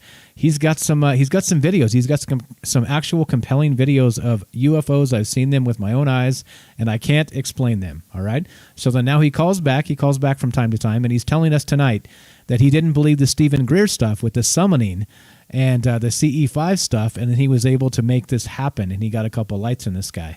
I don't know. Ash, have you ever tried the CE5 stuff? What do you think about that? Yeah, there's a comment from Sherry. Oh, he's asking for it. That's so. There's a video game. It's called Phantasmophobia, and it's where you literally just hunt ghosts. You're like literally a ghost hunting crew. You bring out cameras and you try and figure out what kind of ghost it is before it kills everyone, and you leave. And that's basically the game. And you can play it in VR. It's pretty cool. Well, anyway, so after that, I had already had some EMF meters from the 5G thing. I just wanted to make sure that my commute and my whole day wasn't bombarded with crap. You are tinfoil city, my friend. Well, I mean, you could say that's kind of crazy, but like, do you know? No, I don't know what that technology does. See? That was no. Wait. You mistake me. That was like a high five. I was definitely not making fun of you. You're in the right place. Right, man. But I'm just preparing my argument. I'm like, okay. I'm getting my defense ready, You're good, bro. for the normies. You're good. It's true though. Like you spend $100. I put this thing in my car. There is this guy who was driving on the highway, and he would get past one of these meters, and it would just go beep, like off the charts. And it's like, you can't trust corporations and governments. Yeah, okay, the technologies may not be harmful. If these things, X, Y, and Z, right? May not be, right? But maybe they are over like 20 years. You know what I'm saying? Maybe my Wi-Fi is going to kill me. Like, I don't know. So like, I got $100 thing, and I just carried it with me. I had it on the desk the whole day just to make sure, is my Wi-Fi too close to me? Is my phone too close to me? I don't know. So I got to see for myself, right? Well, anyway, these things are good for ghost hunting. And then I got a temperature sensor because of COVID. And I'm like, holy crap, we got almost everything we need for ghost hunting. I got a camera and everything. And so I'm getting ready. Like my friends are getting laughing. We just moved into a new house. It's old. It's from the late 1800s, right? And it's perfect.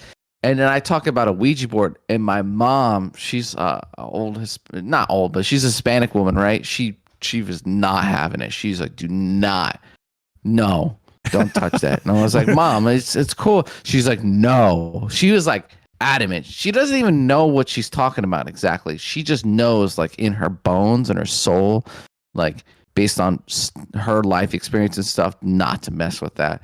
So that's like an interesting. Anyway, so he's asking for it, Sherry. It's like interesting because imagine you're like an ethereal entity and you have power to manifest in this reality, but not quite. But you could like torture someone, right? You could like mess with someone, and then someone's kind of like calling out to you, and they're almost like egging you on, like, do you exist? It's like, oh yeah. You roll up your sleeves, you're like, I'm about to show this guy I exist, it's fun. You're bored. You're like an eternal ethereal entity, right? Like you're bored. Like what's more exciting than like mess with some dude who's kind of asking for it? So, but for him, I respect that he's doing it because these things, the more evidence he kind of accumulates, the more for him personally, he kind of satisfies that is there something more, right? That's kind of like what he's doing. He's like staring off into the darkness and saying, like, he's being brave and like venturing out and be like, is there something real here? Like, is there more? And I respect that. So anyway, I don't know what your question was. That's okay. Just blew that. I forgot it. I forgot it too. So we're good. So all right. So the thing is, though, I agree with you 100%. So GameVet02 is out there and he tried it. I haven't tried it, but I'm crapping on it, right? So, like, shame on me. Who knows? Maybe I could summon UFOs and I don't know it. maybe it's a problem. Maybe it's a problem. I don't know. We got a phone call here we're going to go to. We're talking about the Boogeyman tonight, guys. We're talking about, again, so like it is it's a myth. It's a fable. It's one of those scary stories to keep children in line. But as always, right, to me, things aren't always as linear and cut and dry as you want to make them.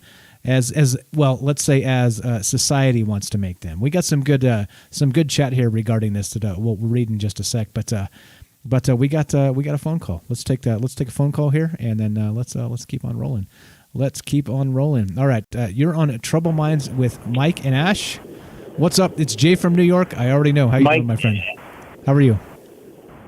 How's it going, guys? It's good to talk to you.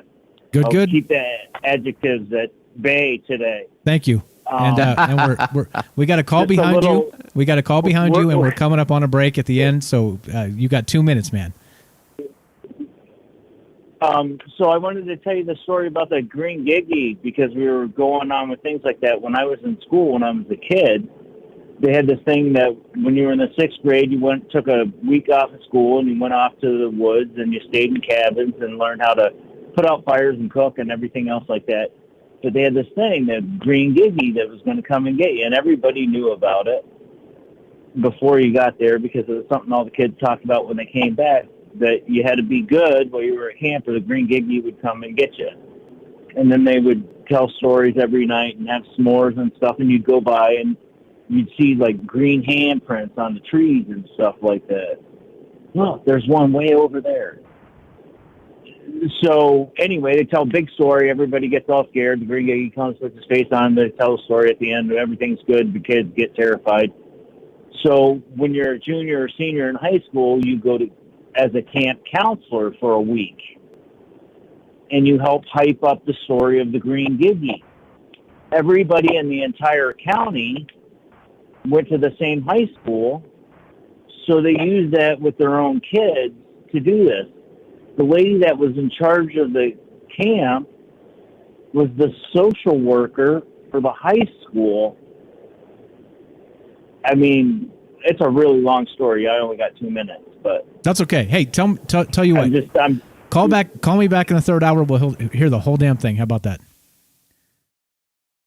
It'd be funny, man. Let's really is. It's funny. I've been listening to what you guys have been talking about, and they've been doing this stuff to us forever. Yeah, it's weird, right? It's weird, man. Day one. I agree. We're just going to terrify you so you mind your manners and say yes, ma'am, or no, ma'am, or the green giggy's going to come and get you. Right. All right, Jay, I appreciate the call, my man. We got a call behind you. If you want more airtime, no problem. Give us a call in the third hour. I'd love to have you on, okay? All right. Talk to you later, Mike. Thank you, my friend. Appreciate the call. There you go. All right, let's go to the next call here. And all right. You are actually, is this working? Click the button. All right, you're on Trouble Minds with Mike and Ash. What's your first name? Where are you calling from? Elaine, and I'm calling from California. Hello, from California. So I hate to rush you. I hate to rush you. We got like 2 minutes. Okay, real quick. I think the Slender Man thing is baloney. I think that's just a bunch of negative synergy. But I do want to say that Ash's mom is right. It's best not to play with Ouija boards. A friend of mine did and ended up having a real huge mess with an exorcism and being followed for years. And it was bad. It was really bad. Don't mess with that, Ash. There you go. So, yeah. That's all I had to say. I appreciate that. Thank you so much for the call from California. There you go. I love the mom energy. I love it, dude. Right? It's like they just know, bro, like not to mess with that stuff. They know. Like They my know. mom, I could say all kinds of stuff and mess with her and everything, but she got real serious, and she doesn't usually get serious about stuff. That's that mom wisdom, man. What were you saying? That ancient wisdom that I just know, man, not to mess with that stuff. Yeah, it is kind of baked into us. So thank you for the call there. I didn't catch your name from California. Thank you.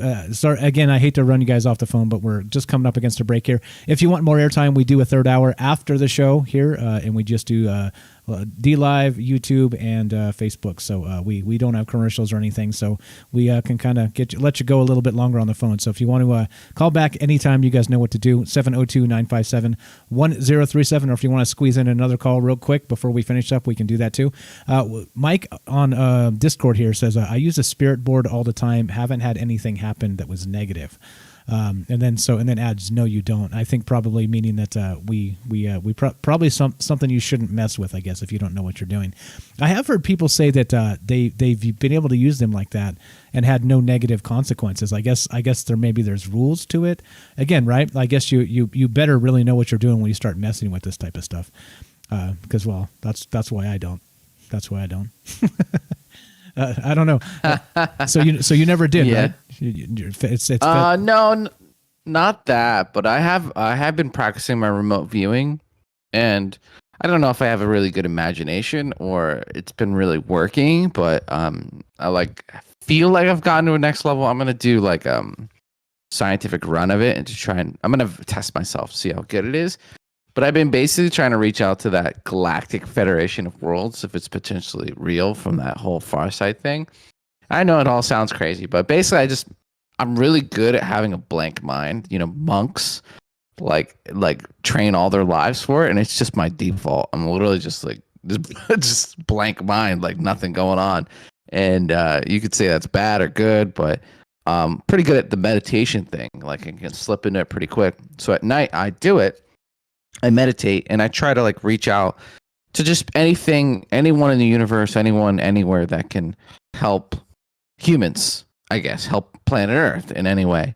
And it's just like, it could be a fruitless exercise. It could be a placebo. I don't know, but whatever. No harm, no foul. But one night I actually felt something and it was really weird. I was like, whoa. And I could feel its intent, not words, but it was like, who are you?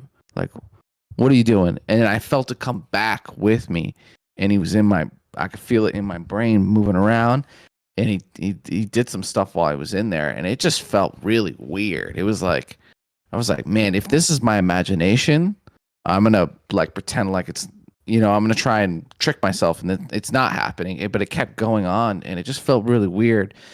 And so I just kind of got like a little, whether it was fake or my imagination, I'm never gonna like completely commit to the woo woo, but it's like you can bring things home with you, right? Potentially, that's the idea. And sometimes they're not good, and they could just hang out. I mean, like I said, if you're an eternal ethereal being and you're bored, what's 10 years to you? Nothing. Hey, what's Mike doing? I'm gonna go freaking ruin his bar mitzvah or whatever. I don't know. I'm gonna just spend 90 years and ruin Mike's entire life. Why not, right? Yeah, like who knows? That's the craziest part. So Mike he gave us a call last night. He's called a couple times now. He's on the Fringe Discord if you guys want to go say hi. He says that it's your awareness that keeps things in balance. Okay. Again, right, me, I don't know anything about it. So when I don't know anything about it and those things are just whatever they are, they could be dangerous, right? I'm not trying to mess with that stuff. Call me superstitious. That's fine. I've been called worse things. It's all good. Sherry says they can hear you, Ash. Be careful. There you go. What's up? I see you there, Kelly. I see you guys in chat. All right, I'll come say hi in chat in just a sec. We're about finished here on Fringe. We're going to go one more hour on YouTube and Facebook. Keep on trucking here. But and so we were talking about the Boogeyman tonight, and it kind of again ranged far and wide this conversation and these topics because you just don't know, right? Like we're talking about these entities that are. What are they? They are really unquantifiable in many cases. In some cases they're folklore. In some cases they are, some people might call them demons that you can summon, or and then so I kind of kicked in the Stephen Greer thing because I'm curious about what exactly Stephen Greer is summoning. Is it possible he's summoning boogeymen in the sky? You know what I'm saying? Like this type of thing. So who knows? Like you see how these conversations, when you're talking about entities that are not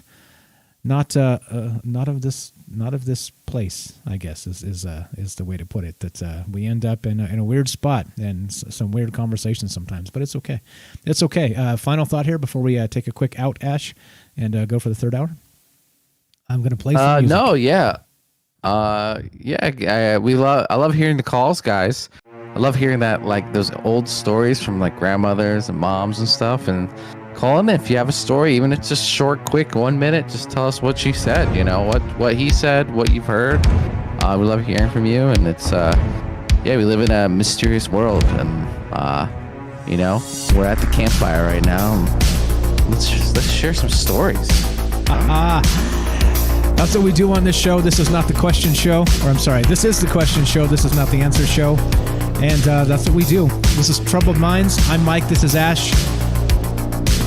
We're just hanging out on the Fringe FM, on Facebook, on YouTube, on D-Live, talking about the Boogeyman of all things, the Boogeyman. Hang tight. If you're listening on the Fringe FM, you got Joe Roop of Lighting the Void coming up next. If you're with us on YouTube or D-Live or Facebook, hang tight for a third hour. You guys are the best. Be sure, be strong, be true. Thank you for listening. From our Troubled Minds to yours, have a great night.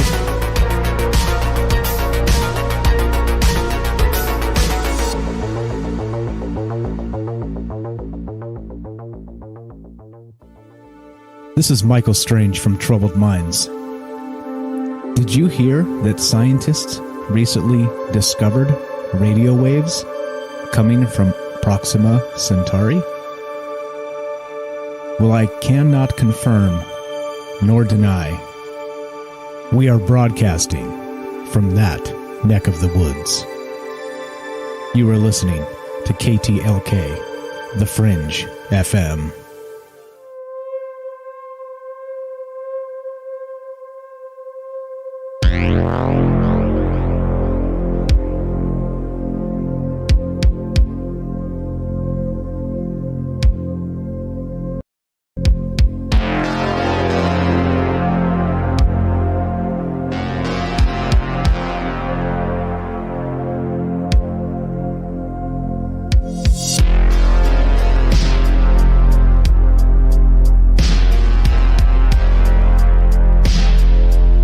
Hang tight. I'm going to take a quick, just a couple minute break here.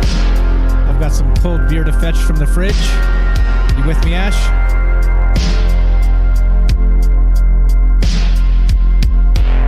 Two-minute break, my friend. Do what you got to do. We'll be right back. 2-minute break, guys. Still talking the Boogeyman. We'll be back for another hour. Hang tight. Taking your phone calls. 702-957-1037. Be right back. 2 minutes.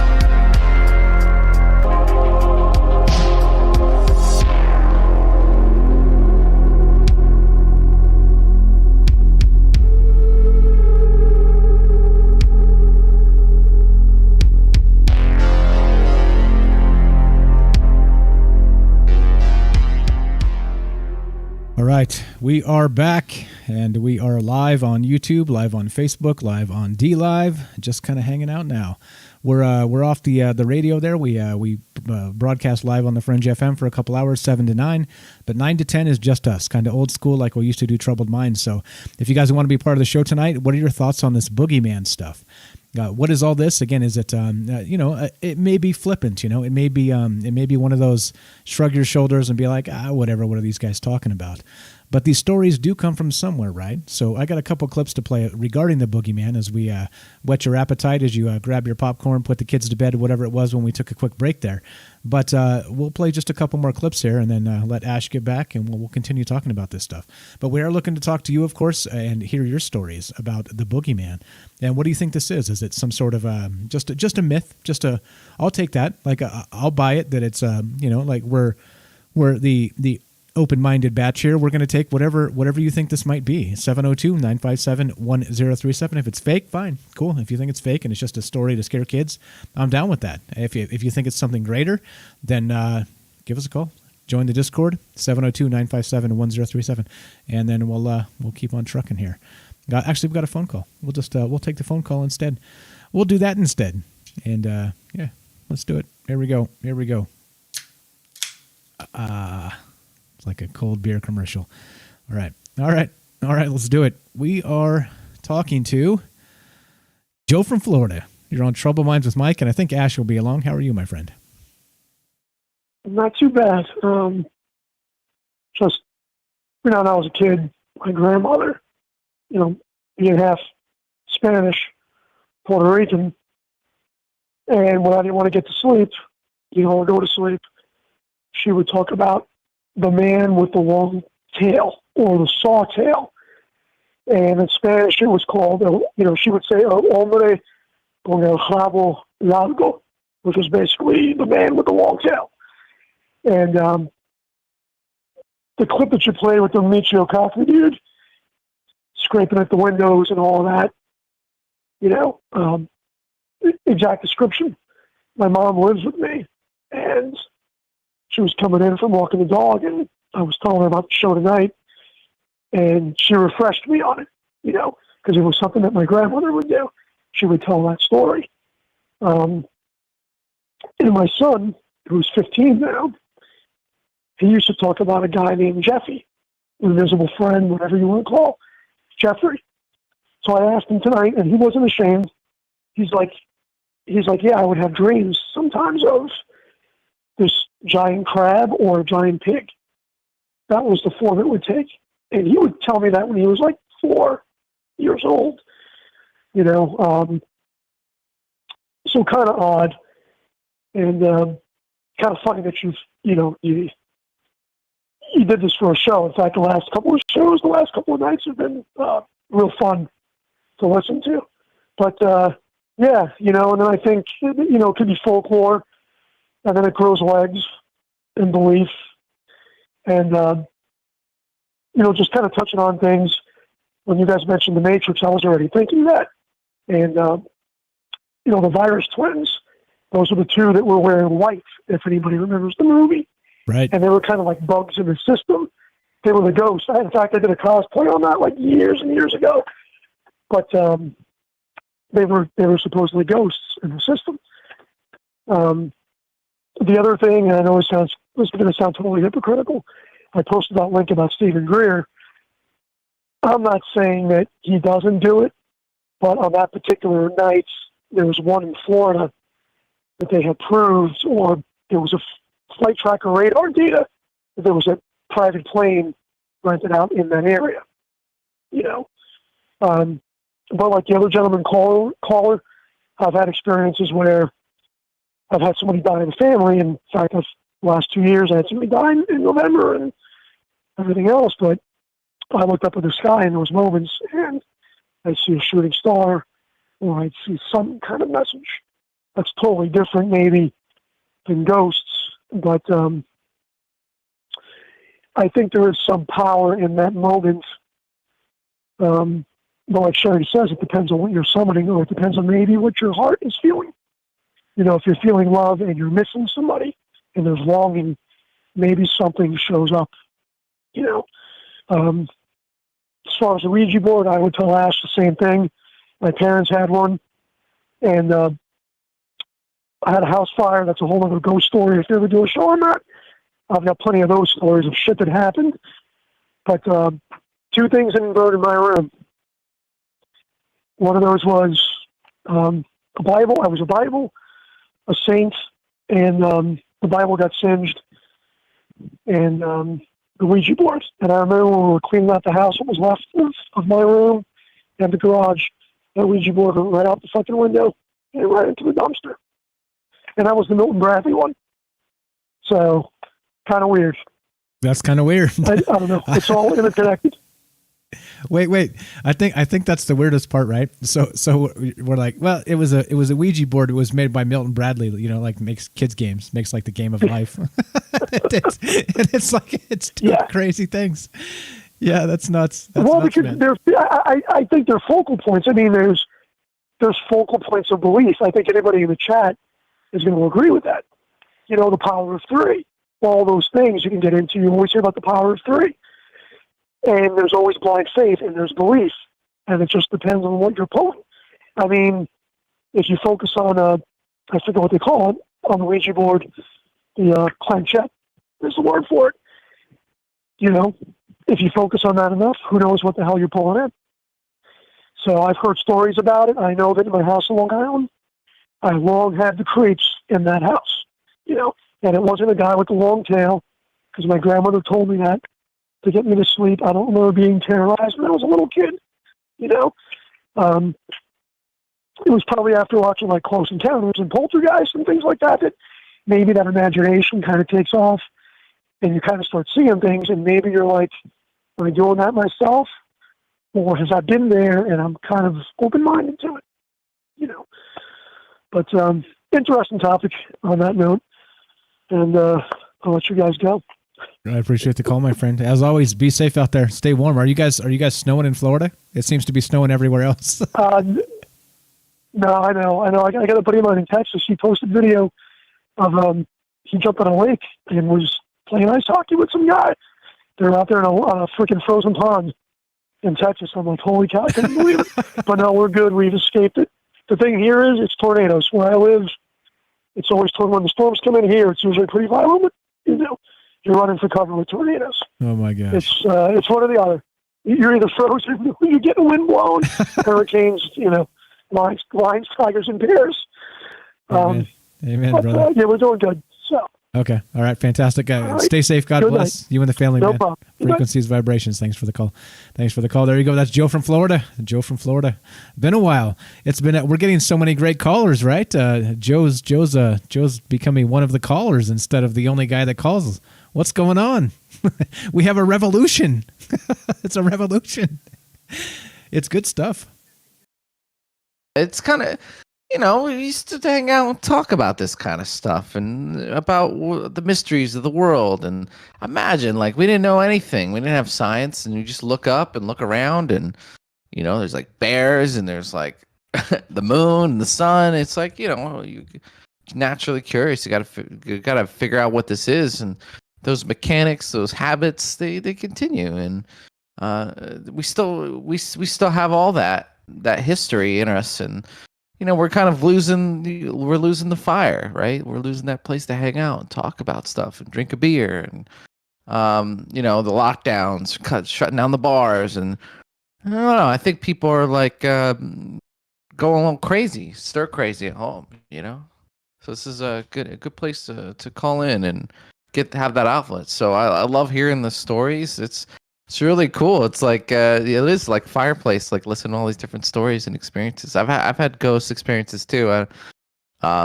Literally doors opening and all kinds of stuff. And you know, you can never 100% be like, wow, that was a ghost. But you know, you can never be like, well, I know what that was, or write it off. It's kind of like in the back of your mind, right? So, yeah, interesting. Like Hulk Hogan. That would be amazing. That would be amazing. All right, we're all over the place. Can you hear me now? All right. Can't hear Mike? Well, I went back and forth. I think we could only hear me, then we could only hear them. Now how are we looking? No, you guys only need to hear me. Yeah, right? Yeah, wait. Okay. It's my show now. Well, okay, good. Now we're good. Sorry about that. So here's the deal, guys. I'm telling you, like, it's extremely complicated. I have two entire different channels that I have to run things through to the radio station because I'm running the commercials to there, and then I have an entire other channel that I have to click over to talk to you guys when we're not on the commercials in the chat, so we're not just wasting time listening to commercials. Anyway, trust me, it's extremely complicated. If I miss one little button, it screws everything up, and you just got a perfect example of that. So part of your monologue there got cut off because I'm an idiot, Ash, and then part of my response to your monologue got cut off because I'm an idiot. So the only thing we have in common here is Mike's an idiot. Okay, but oh well. Yeah, I was like, there's a common denominator here. All right, and we have a phone call. Let's take this phone call, and we're talking to Jay. Jay from New York. You were telling us a story about the green something in the camp. What's happening, my friend? How are you? I'm good. It was the Green Giggy, is what it was called. The Green Giggy, yes. And it was based on a true story, but the kid going after the girl and the buggy and wrecked it in the swamp and died and blah blah blah blah blah. It really was a true story. It was like in the newspapers and stuff. But this one camp made like a little to-do of it about keeping the campers in line. Well, the camp was run by the school system. And all of the sixth graders at the camp took a week off of school in the middle of the school year, right before spring break, and went up to the camp and had the little thing. And they did the show and dance with the Green Giggy and, had somebody put the neon on a latex glove and put their handprint on a tree and stuff like that. But when you were kids, everybody talked about, you got to be good or the Green Giggy will come and get you. Up until the time that you were in sixth grade. And then after you were in sixth grade, they're like, it's all good. The Green Giggy had this, revelation or something like that, and everything was good. And then, so you weren't scared when you went to bed your last night at camp. Well, then they let the juniors and seniors do the thing, and they tell you to, kind of embellish on the thing about the Green Giggy and getting the kids to be good. And if you're bad, you should hug trees because the Green Giggy will, you're protecting the trees. The lady was the social worker for the school. And it was just like, I look back on all of it and everything else like that, and it was a cool experience and everything else like that as a camper and a counselor later on, even later on than that as an advisor on their High Ropes program. But it's almost like Ash was talking about way earlier in the show about it being some kind of a social experiment that they're messing with people, just a way to get parents to, hey, if we all say the Green Giggy's going to come and get you, all the kids will be good, or Santa Claus is going to come. So I look at that and I'm just like, how long have they really been messing with us this way that we're,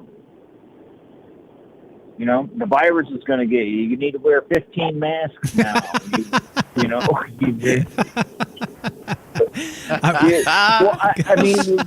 Are we in the sixth grade at Camp Ohio right now? Are we really in the sixth grade at Camp Ohio when they got this guy that rubs latex or paint on his face and then covers it with a neon stick and presses his face against the window at the right time in the story so all the kids go, "Wow! Don't be bad, the Green Giggy's gonna come get you." Hey, Jay, I got to tell you, man, sometimes you go off the beaten path and around the circle and around the way, but when you get your punchline, man, you rattle the rim. That was funny. Well, you told me that one day that I called you up that I should put down notes, and then I was listening to you and Ash today, so I started putting little notes in my leather book there. Nice. I ain't got 15 computers or a nice screen to look at where I can read the chat from Facebook and Twitch and everything else like that. Yeah, hey, tell me about it. Yeah. I'm juggling all kinds of things, man. It's not easy. It's not easy to do. All right, so I got it. So can I give you a segue?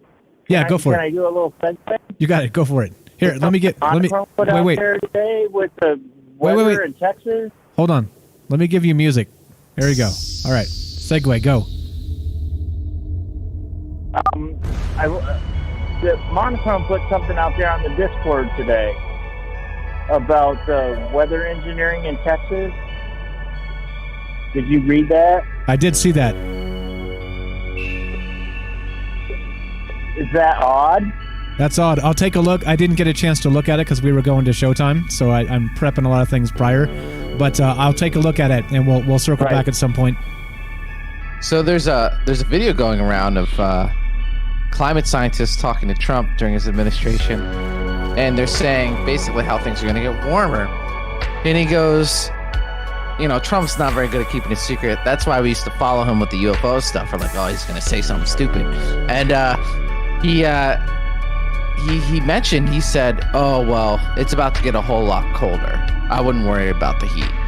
And then they're like, well, no, it's warming. He's like, I guess science doesn't know yet. As if he knew something, like he knows something.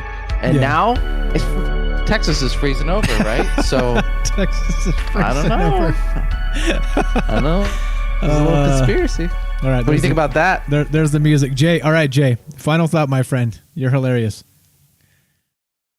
Well, I just say, I don't know. There's real boogeymen. I'm telling you, I live in a funeral home that was built in 1827. So there's definitely weird stuff that goes on there, but there's definitely weird stuff that I think people play on the fact that we know there's aliens.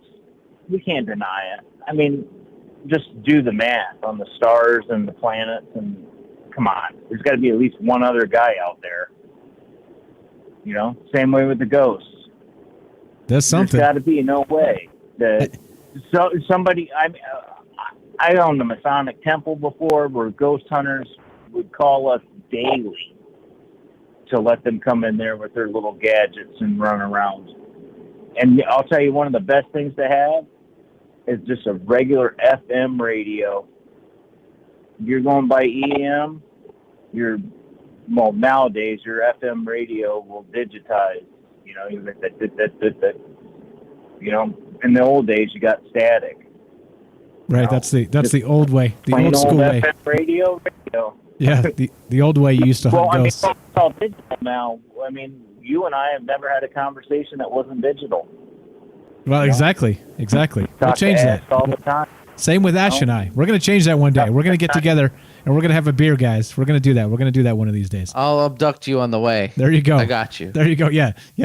Swipe Jay up on your way down to Earth. Throw a link up in the Discord so I can find you on the YouTube and like your page and all that, if you could. Sure, and send me your address and I'll come get you in the night. He's just kidding. He's joking. It's a joke. Jay, thanks. My address is right on my Facebook page, man. It's okay, Jay. There's a picture of my house on my Facebook page. Don't worry, I know. Don't say your address. Don't say your address. Jay, thanks for the call. You're the best, my friend. We'll talk to you soon, okay? God bless you and the family. Stay safe. All right, take it easy. Thanks a lot, man. You too. Thanks a lot, man. You too. Back at you. Lots of love. Lots of great people calling in the show. Look at that. All the smart people. It has been an amazing week for phone calls for smart, amazing people that are interested in these things. It's weird. You put the show together, you talk about this stuff, and you like Ash and I kicking around. I'm like, I don't know, boogeymen. You think they'll be into this? And then we're getting people like all kinds of amazing smart calls. This stuff resonates, right? It's worth talking about. Appreciate that a lot. But yeah, thoughts on his call there? If anyone knows about weird stuff, it'd be the guy who runs a funeral home, right? The dead and spirits and boogeyman and all kinds of stuff. And he said something really interesting. It's like, what? The Masonic Temple people come over, ask permission to come over and run devices at the funeral home? Did I hear that correct? Yeah. Okay. So here, no. All right. So you're getting two guys mixed up. So Joe is the guy that works in the funeral home. He called prior. And this guy, Jay, he actually did some real estate stuff, and he bought an old Masonic temple. And he said in that temple, it was huge, like as big as a roller skating rink. See, I told you, I listened to you guys. See, I'm retelling his story. There you go. But he said that there were weird paranormal things happening inside of that old Masonic temple, and he had ghost people come and actually try and do the EVPs and all that stuff inside the building with the meters and the whole thing, because it's been noted as a haunted place for a long time. So, yeah. So that's two different guys. But yeah. So that was Jay. Anyway, go ahead.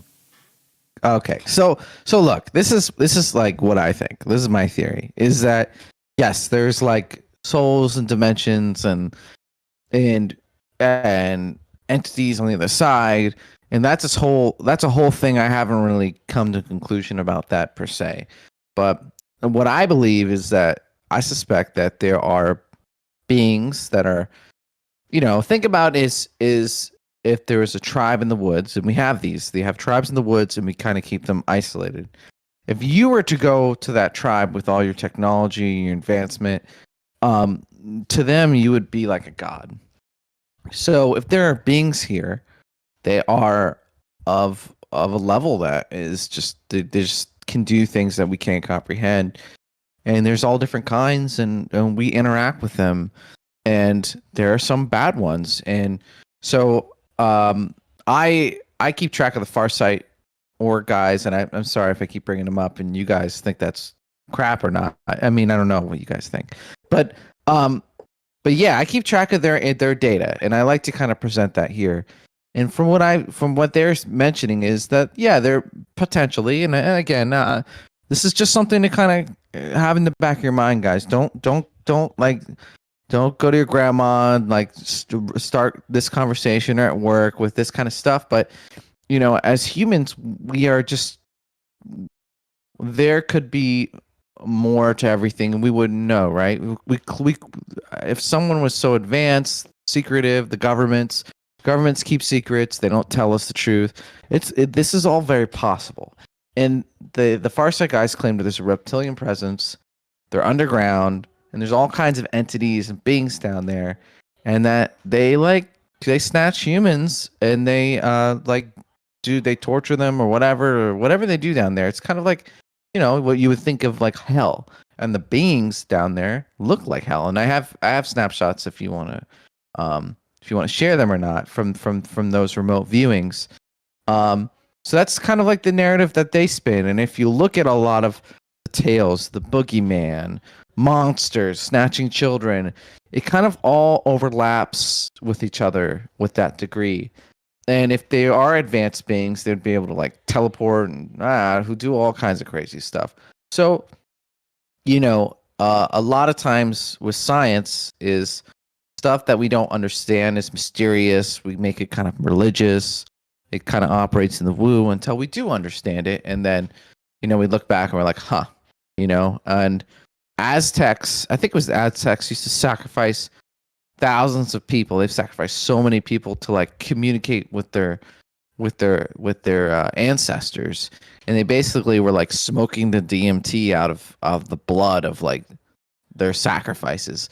So like, where they could just buy DMT, I guess, on the black market now, that's how they did it back then, right? So it's like it's this mysterious religion. Yes, we don't really understand it, how it works. If it does work in a way where we're going to the spirit realm, whatever, but we know that it comes from like human blood. So like, I'm just saying, like, as time goes on, if you knew everything, things wouldn't be mysterious. You would just know, and you can kind of decipher stuff. And we have to be honest with ourselves. We don't know everything. And I think that's where these campfire stories and stuff come from. So anyway, that's like one of my guesses. I don't know if that crazy theory is true, or if they're right, or they're off the rockers. But I thought I'd share that tonight with you guys.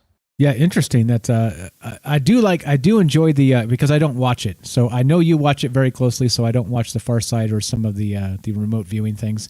And there's a lot of people that do. Like Axel, he said he'd love to hear more about your remote viewing stuff and some of the as you've tried it and some of the things you're into and et cetera, so on. So yeah, I think you're totally in the right place, man. I don't think this is falling on deaf ears. So I'm putting up some of those images you got. There's this one of this guy. So this guy is he's a remote viewer that works with what's his name? Courtney Brown, right? Courtney Brown from the Farsight.org, the Farsight Institute. And that's Courtney's son. Is that Courtney's son? Yeah, okay. Yeah, it's his son actually. Okay. So he's drawing these what these critters are like. They look like Grim Reapers, right? I mean, what the hell is this? Yeah, I mean, they look like if someone was like, "This is what hell looks like," you'd be like, "Oh, okay, yeah." Oh, yeah, that makes sense. That stands to reason.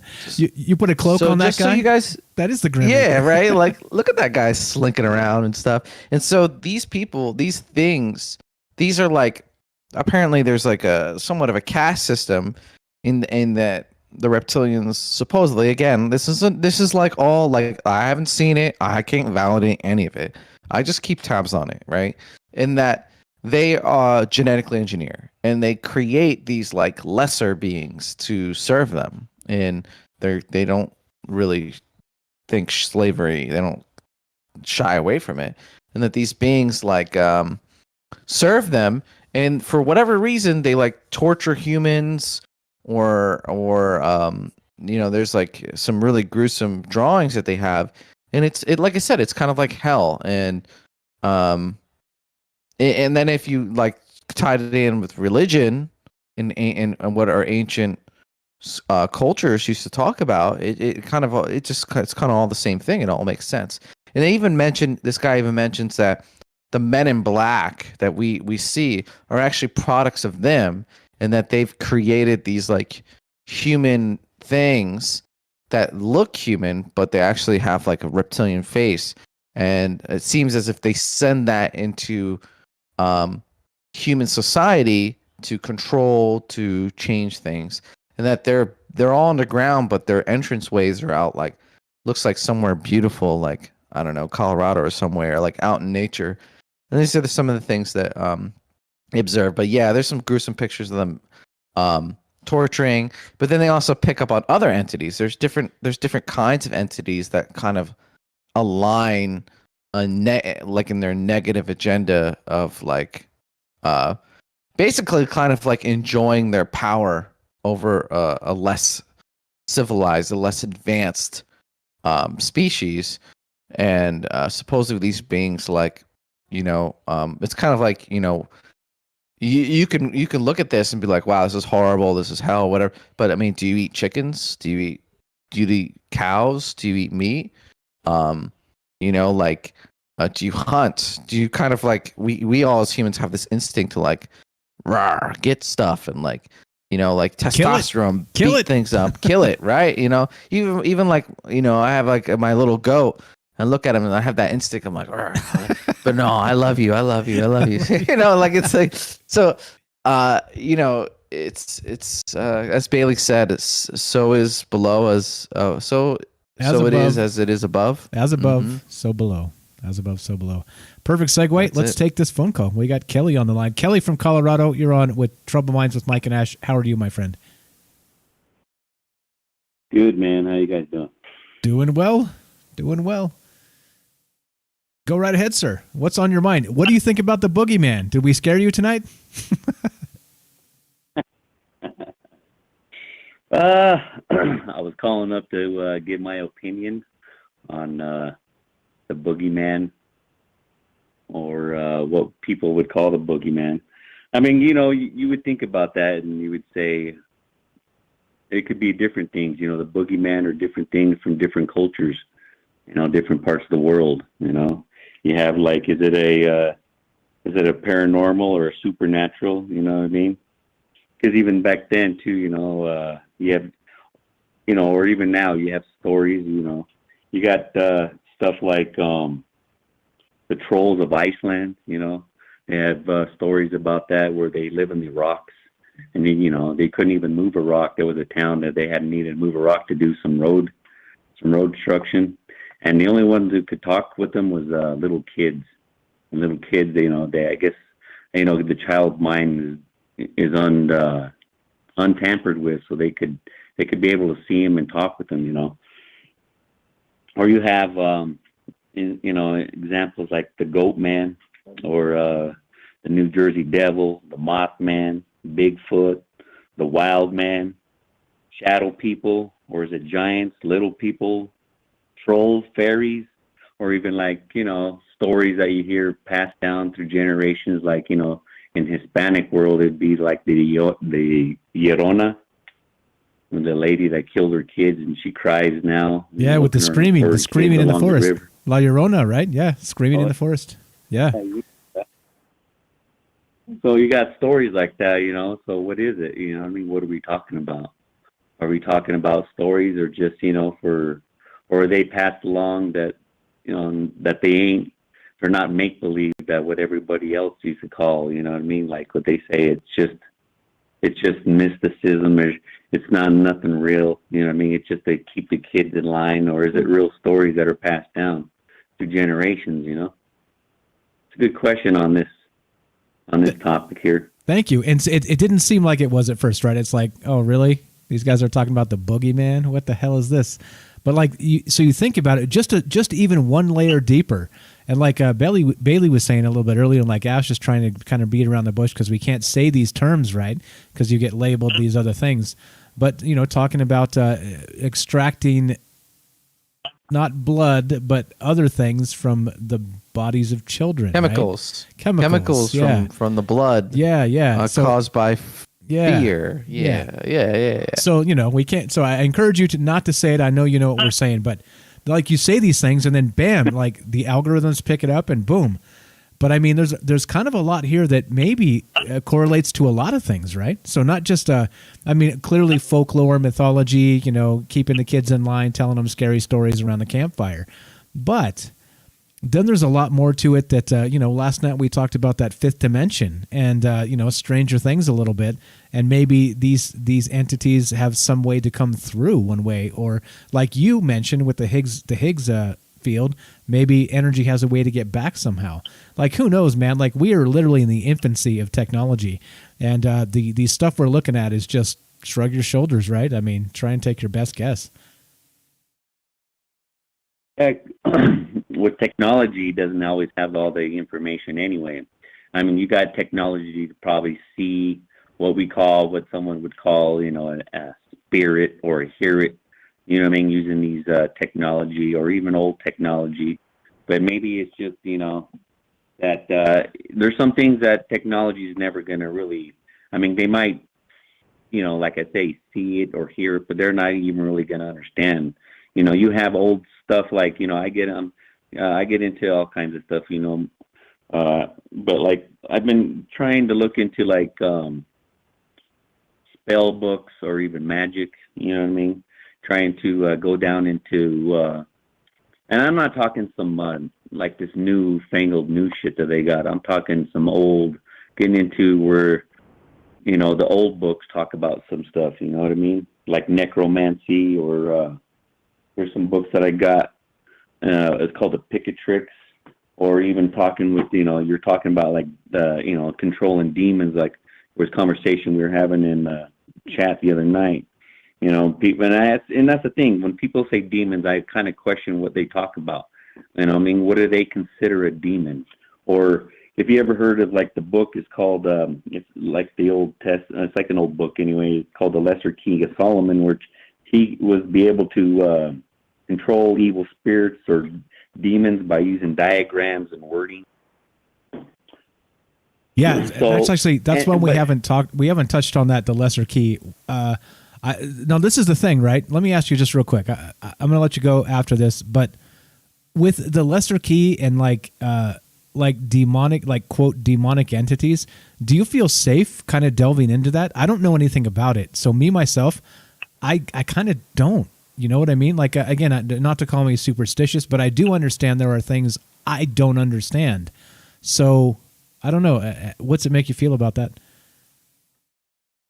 Okay, so when I first started looking into that, okay, so this is the thing. When you start messing around with that, you kind of have to know, you know, obviously, you got to know what you're doing. You can't just be like people, like the guy, it was supposed to be just a game, you know what I mean, the Ouija board.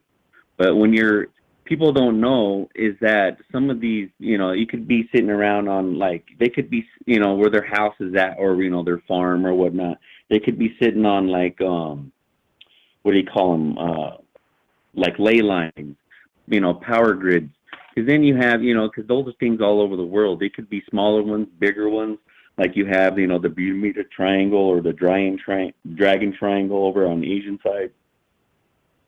But not every place that you're going to know. So, like, you start picking up a Ouija board and these things, you know, they already know where, you know, to play that game and how to, you know, maybe come forth or, you know, or come to, like, you know, like they say, you know, the entity or the energy is what I call it, because everything's energy. So if you're going to try to cover you in from a different dimension, it's the same purpose. You got to do it, that's the whole thing: energy, vibrations, and frequency. So you could be the tone of your voice, or even say, let's go back to the board, right? So you got the board, and then you just don't even know that maybe the house that your house was built at, maybe centuries ago, people did, rites or what we call rituals or rites, to summon something, and you didn't ever know. But like that's when you have like gates or something. People, because I don't know if we ever told you that story where we thought the place we had over in San Diego and we lived over there in the condominium we lived at. It was kind of weird. The whole situation we seen like the whole shadow people that people talk about, but they were, I've heard different stories where, you just see these things walking around, which kind of what we did.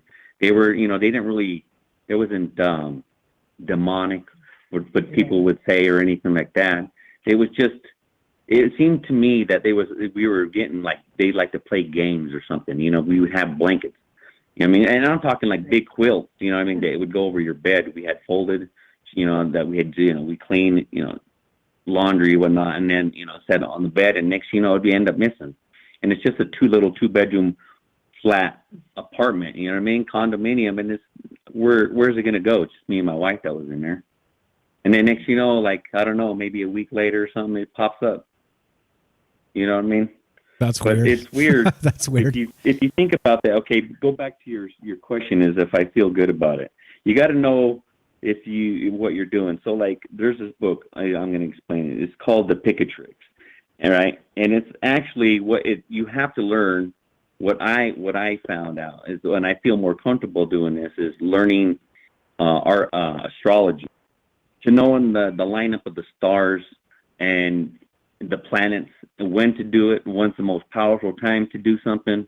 You know what I mean? You can't just jump in there and then start thinking that you're just going to call up some demon and learn how to, or what they call a demon, like the Lesser King of Solomon, where these things are not supposed to. They can go against you if you, because I guess it's like an exchange of something. I have to get more into it, but like I said, before I start reading deep into these books, I feel like I have to. That's why I'm opening up into the Ubiquitous. But now I got to get me a book to learn how to do astronomy or astrology. You know what I mean? So I can understand the movements of, or when to do it.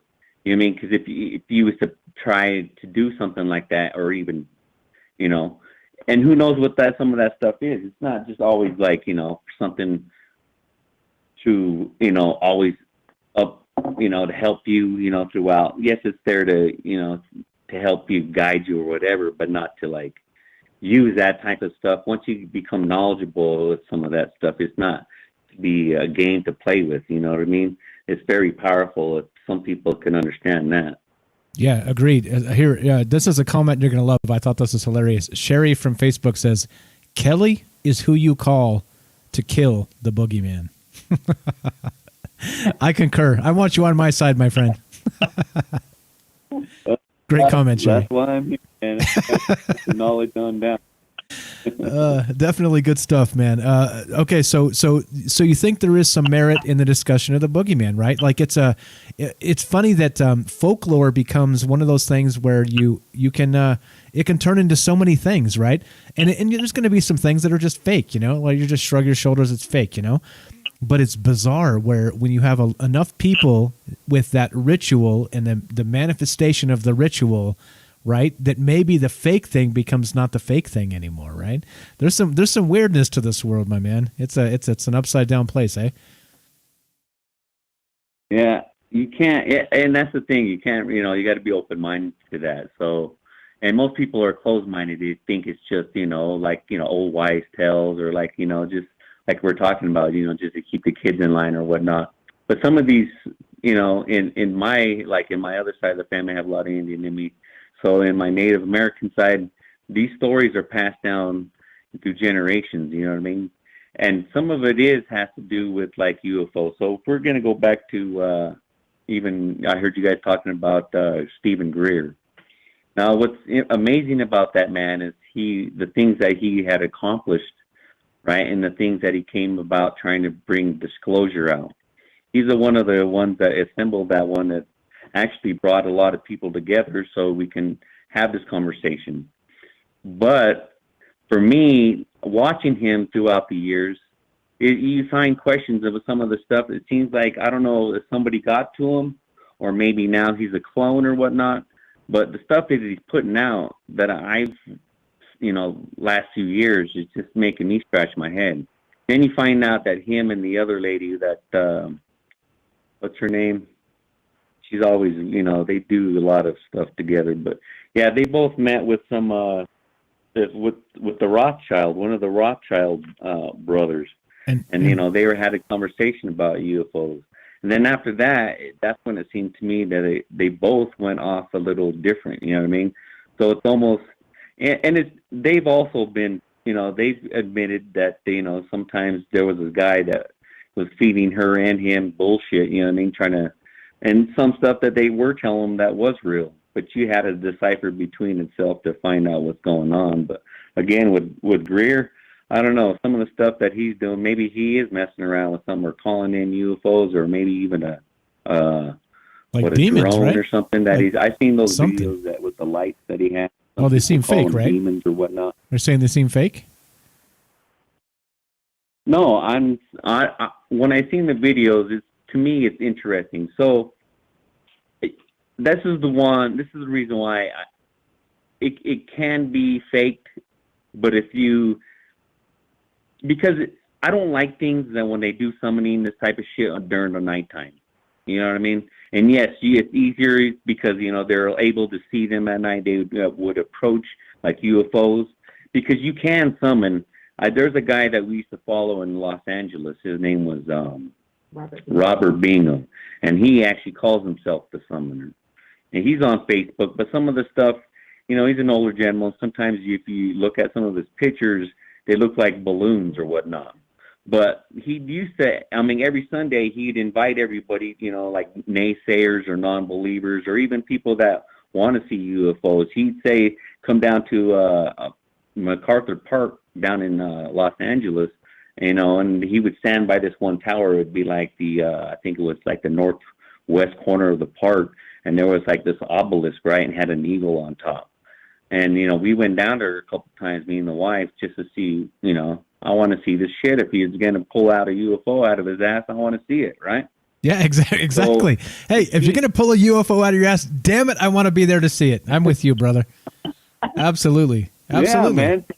We went down there, and lo and behold, he explained what he was doing. And so he said anybody could do it. It's just that you got to clear your mind, and what he would do would look deep into the sky, and this was during the daytime, mind you. It wasn't at night.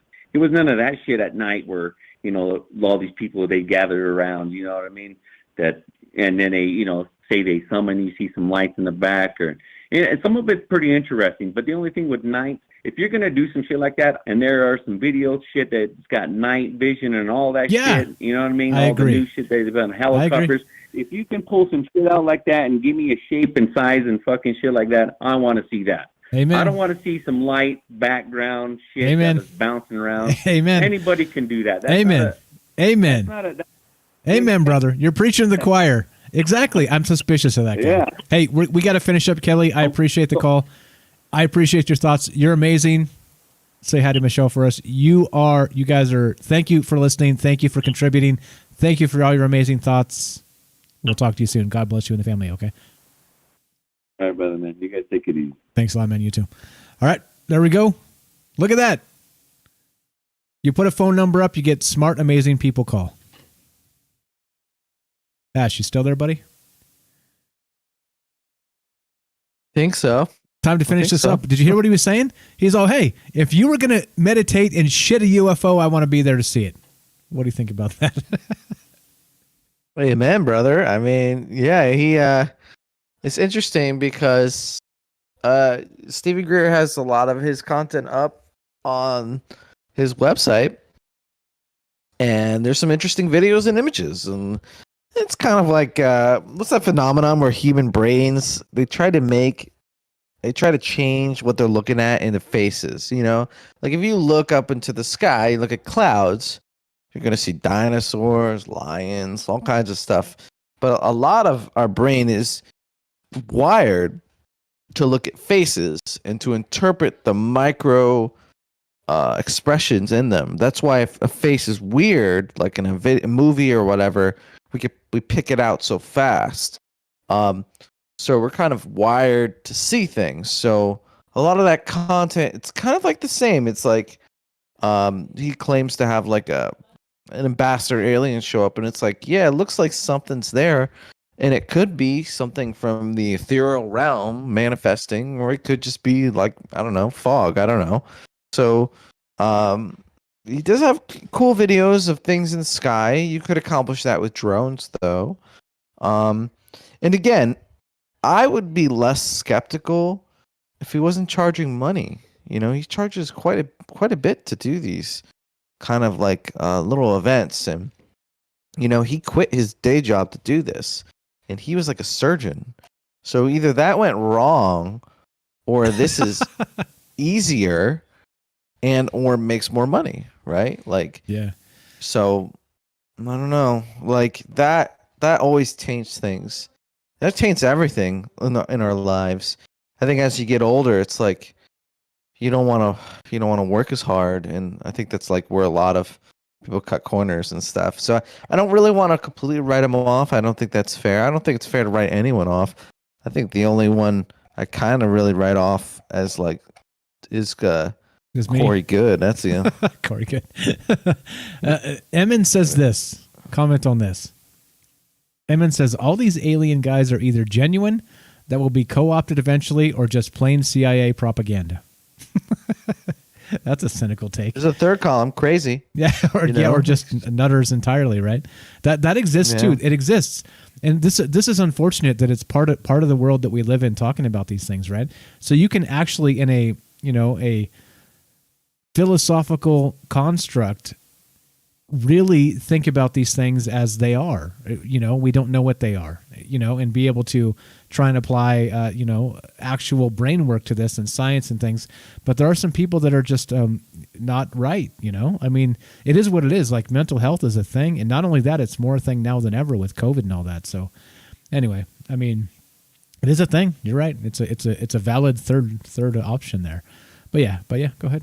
Carry on, my good sir. Oh, I interrupted you. I mean, we live in a world where you got to make money, and that's the case. So, it doesn't necessarily mean that someone's evil or they're in the wrong. Because I honestly, some of his content is like, it can only be interpreted as good but any of these people could also be manipulated, fed misinformation. I from what I understand, him and Linda Moulton Howe are in a picture with the Rockefellers. They're at like the Rockefeller estate, and they were looking for funding, meaning whether the Rockefellers don't have access to this information and they're investing in people to try and extract it, or they are sowing disinformation because they do have access to it and they want people to be kind of taken off the way. So, I mean, I think there are multiple levels. There's like, you ever watch Men in Black? Men in Black is like above the government, right? Like, they do their own thing and they're kind of global. And so I'm assuming like the UN, the United States, China, the Rockefellers, the Rothschilds, the Chinese gangs, like everyone has kind of doing their thing, and they all know different pieces, and it could be the same thing on the other side with the ethereal realm. There's like, the people who run that place. There's the cults, there's sections, there's demons. I don't know, man. And I think that's kind of like where we're at. We don't know. And that's why we're here talking about the boogeyman. Like we're actually talking about the boogeyman. I'm like, what were we talking about? Oh, the boogeyman. Let me try to bring it back there. the whole reason the boogeyman. What about that Dobby video? You want to talk about your Dobby video before we end this up? All right, guys. So I said this before, and I did take a break for a while because I kind of got just for life and everything like that. But I did say I had some treats for you. So I did do something, and so we do have a worldwide exclusive for you. I had a bunch of people run the Dobie video. Do you guys remember this old internet video of this creature walking down the Dobby? Someone's driving. Remember the Dobby? The Dobby. The Harry from Potter. Harry Potter. Harry Potter the Dobby. Remember that? It was like a thing, like kind of walking down the driveway, and it was walking like weird, like an alien with like, it was all white and had really skinny legs. That Dobby, the Dobby alien. Yeah. Hold on, I'm gonna pull this up. Let's see. You got it. You sent it to me. I'm gonna pull this up. So okay, explain what happened with this Dobby video that you got done here. Yeah, so we're talking about the boogeyman and creatures visiting you and all kinds of stuff, and so this weird thing happens at night, and this thing like walks down the driveway, and they don't know what it is. So what I had done is the video is sketch AF, as one would say, and it's hard to see like what the heck is going on there. So I had people run it through these like new AI algorithm things to enhance it, to bump it up to 4K. And then once you bump it up, you can kind of like mess with it to try and make it more clear. So I had a couple of different guys try some stuff, and I kept the best one, and I have it here. So I mean, you guys want to check it out? You want to see? You want to see? I think you could see. You could definitely see it better for 100%. 100%. So I don't think anyone else has done this. So here's my video, and this will be up on my channel soon. Okay, can I? So don't share this link just yet. Don't share the link. Don't share the link. We'll just show it here, and then I gotta turn it into an episode. Okay, we'll play this a few times. This will be up on Ash's channel, Ash the Reptilian from Mars. We'll link that in the. You can find that actually if you go to our YouTube channel. Just scroll down to the bottom. You can't miss it. It's the reptile lizard thing. Just click that. That's the guy. You can't miss it. Let's watch this. I'm gonna watch this. Is there sound? I'll play it. This is the Dobby alien video, enhanced with AI, 4K. Actually, I'm just going to mute it because it's better to just watch. All right, this is full screen, right? Oh, no, you can hear it slapping its feet. Oh, okay. All right. Here we go. With the sound on. You hear Sound's slapping.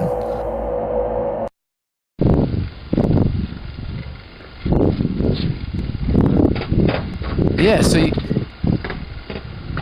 Oh, yeah, it's slapping. I hear it slapping. So I slow it down. I'm trying to see here. So you can see a little bit better, right? On the right-hand side, the left side, the exposure is washed, right? But on the right-hand side, you can kind of start making stuff out a bit better. You can definitely make out that the thing is wearing like some sort of shorts in its head. Like, I mean, it doesn't seem better until you're actually trying to strain for the details. So I zoomed in here so you can take a look.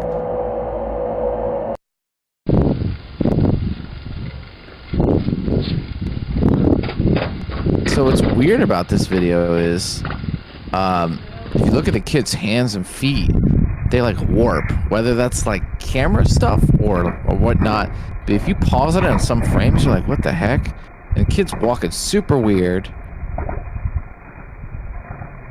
And then I guess the camera kind of fades out. That's like its detectability range is neutralized.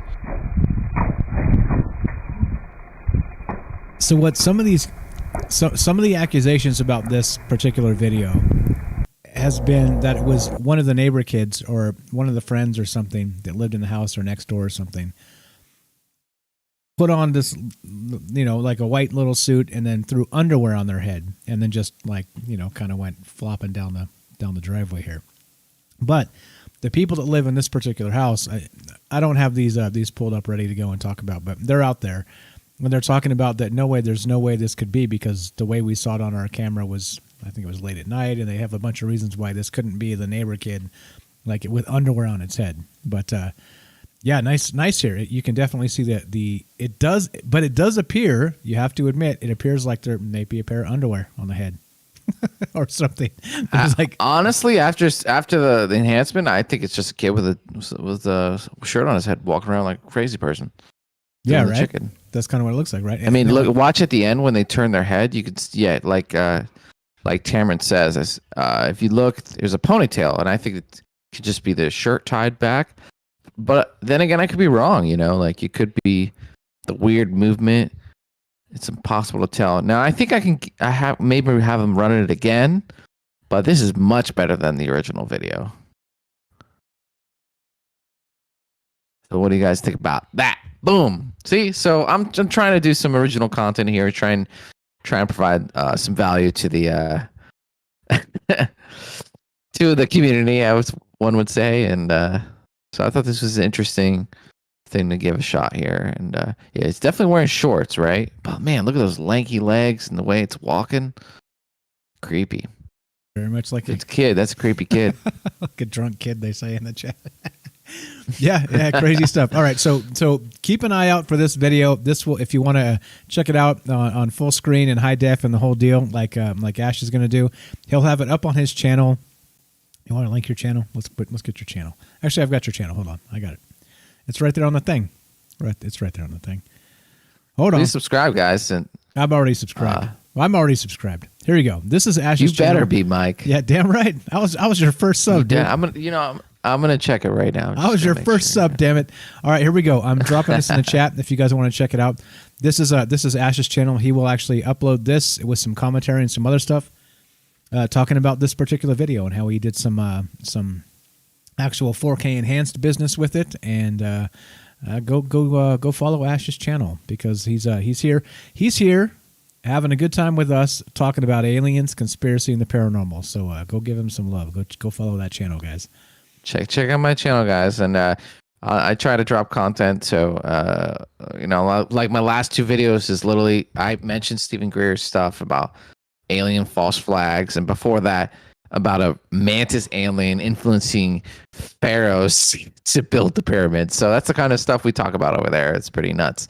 What I'd like to do is since I'm coming here every Wednesday, I'd like to produce a little bit of content and kind of have that as like a feature, maybe not every week, but maybe every other week, and then we kind of use that. We can, kind of use that as a parlay, and we've done that in the past, and those episodes seem to go pretty good. Hey, man, no excuses. Get it done. Get it done. You're right, brother. I love it. Push me, guys. Push me. If you guys, I got all kinds of crazy stuff in my head, from like human architecture as circuitry for the ley lines as a power source for Rick and Morty type aliens to like souls and the manifestation of the realm, and just I got all kinds of stuff. It's been difficult for me to articulate it because it's like in my heart of hearts I feel like everything's connected. It's been hard for me to carve up a slice. Do you know what I'm saying? Like this is of all that crazy shit that's going on there, it's like this is the crazy shit I want to talk about and not drag everything into it. You know what I mean? I know exactly what you mean. I'm out of beer and that's so bad. I need to get another one. Here we go. Outro music. On to the meth. On to the meth. No meth. Don't do meth, people. That was a bad joke. That was a terrible joke. I'm joking, man. Terrible Come joke. on, man. Damn it, Ash. Come on. They know better. Your viewers are smart. Come on now. All you need is some knucklehead to clip us out of context, and we're like, take meth, summon UFOs. That's it. It's hey, a man, wrap. if someone's gonna clip us, we're already done. Yeah, that's true. So look, check this out. Just tonight, take meth, summon UFOs. We're talking about the Boogeyman. Give us a call.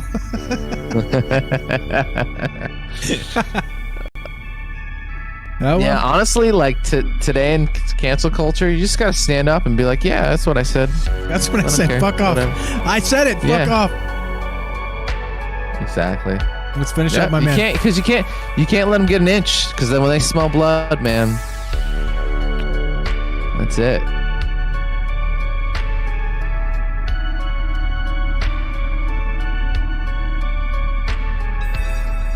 Hello? I'm chewing. Go ahead. Oh, okay. All right. Well, thank you, everyone, for calling in. We're kind of winging it a little bit tonight.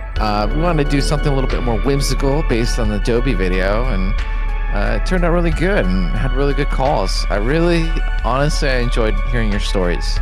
So I love that you guys call in and share your life experiences with us. And I'm honored to be here. And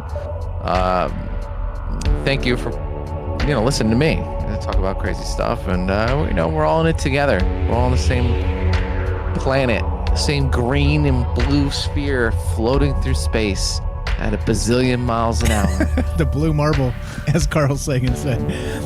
Eamon says, "This is why I love the third hour." Yeah, we don't give up. Yeah, exactly. But man, I'm just gonna not curse anymore. I know. I'm gonna start training myself. Yeah, you gotta. It takes some discipline. This is the deal. Penny, the Curious Bunny. Follow the Curious Bunny, by the way. If you don't know who she is, please do. Penny Bunny on YouTube, the Curious Bunny. Follow Ash the Reptilian for more. She says Ash deserves far more subscribers. Agreed. Come hang out, guys. Tuesday, Wednesday, Thursday night, we're doing Troubled Minds 7 to what? 10? What time is it? 7 to 10. I can't count anymore. I don't know. 7 Pacific to 10 Pacific, 10 Eastern to 1 a.m. Wednesday nights, we're blessed with Ash, and we talk about crazy stuff. I'm talking about crazy stuff. Tomorrow night, I feel better. I had a ridiculous headache the last 18 hours on and off. I feel fantastic right now. Tomorrow, we're going to do Conspiracy News with Michael Strange at 4 p.m. And then tomorrow night, 7 to 9 again, we'll be on Fringe FM and an extra hour here. You're welcome to come back, Ash. As always, you got an open invite. Jump in the chat and come talk some stuff.